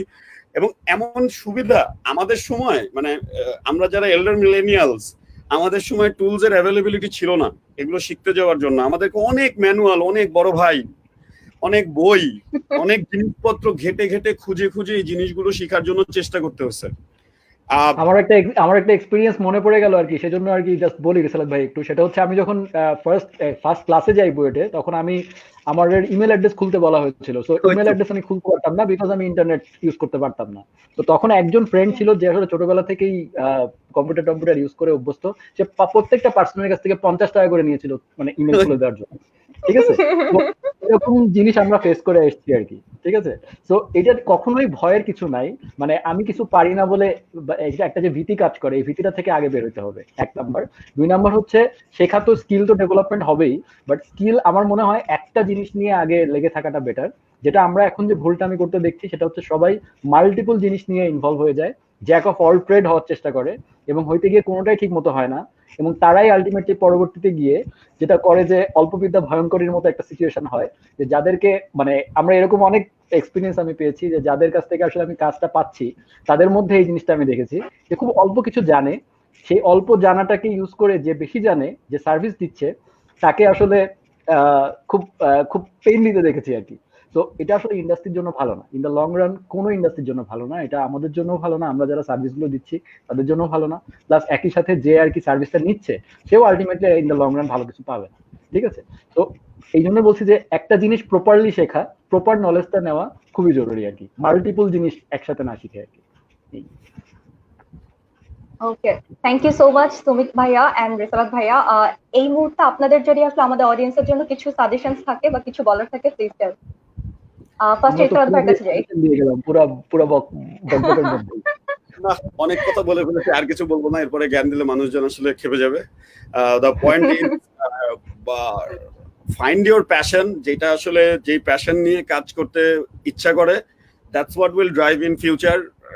বাবা মা, আত্মীয় স্বজন, আশপাশে কে কি বললো এই চিন্তা করে আসলে সামনে আগানো এখন আর পৃথিবীতে সম্ভব না। স্পেশালি আমাদের এডুকেশন সিস্টেম আনফর্চুনেটলি একটু behind what is needed for fourth industrial revolution and beyond. So নিজেদের প্রায়োরিটিটা বুঝে নিয়ে, প্যাশনটা বুঝে, নিজের প্যাশন ড্রাইভের জন্য আসলে স্কিল ডেভেলপমেন্ট করতে হবে এবং ওইটার পিছনে লেগে থাকতে হবে। That helps. টিপিক্যাল কথা এক্স্যাক্টলি, এবং একই সাথে ওই এক্সপেরিয়েন্সটা একটু শেয়ারও করতে হবে আর কি, কারণ এটাও ক্যান বি বিজনেস মডেল।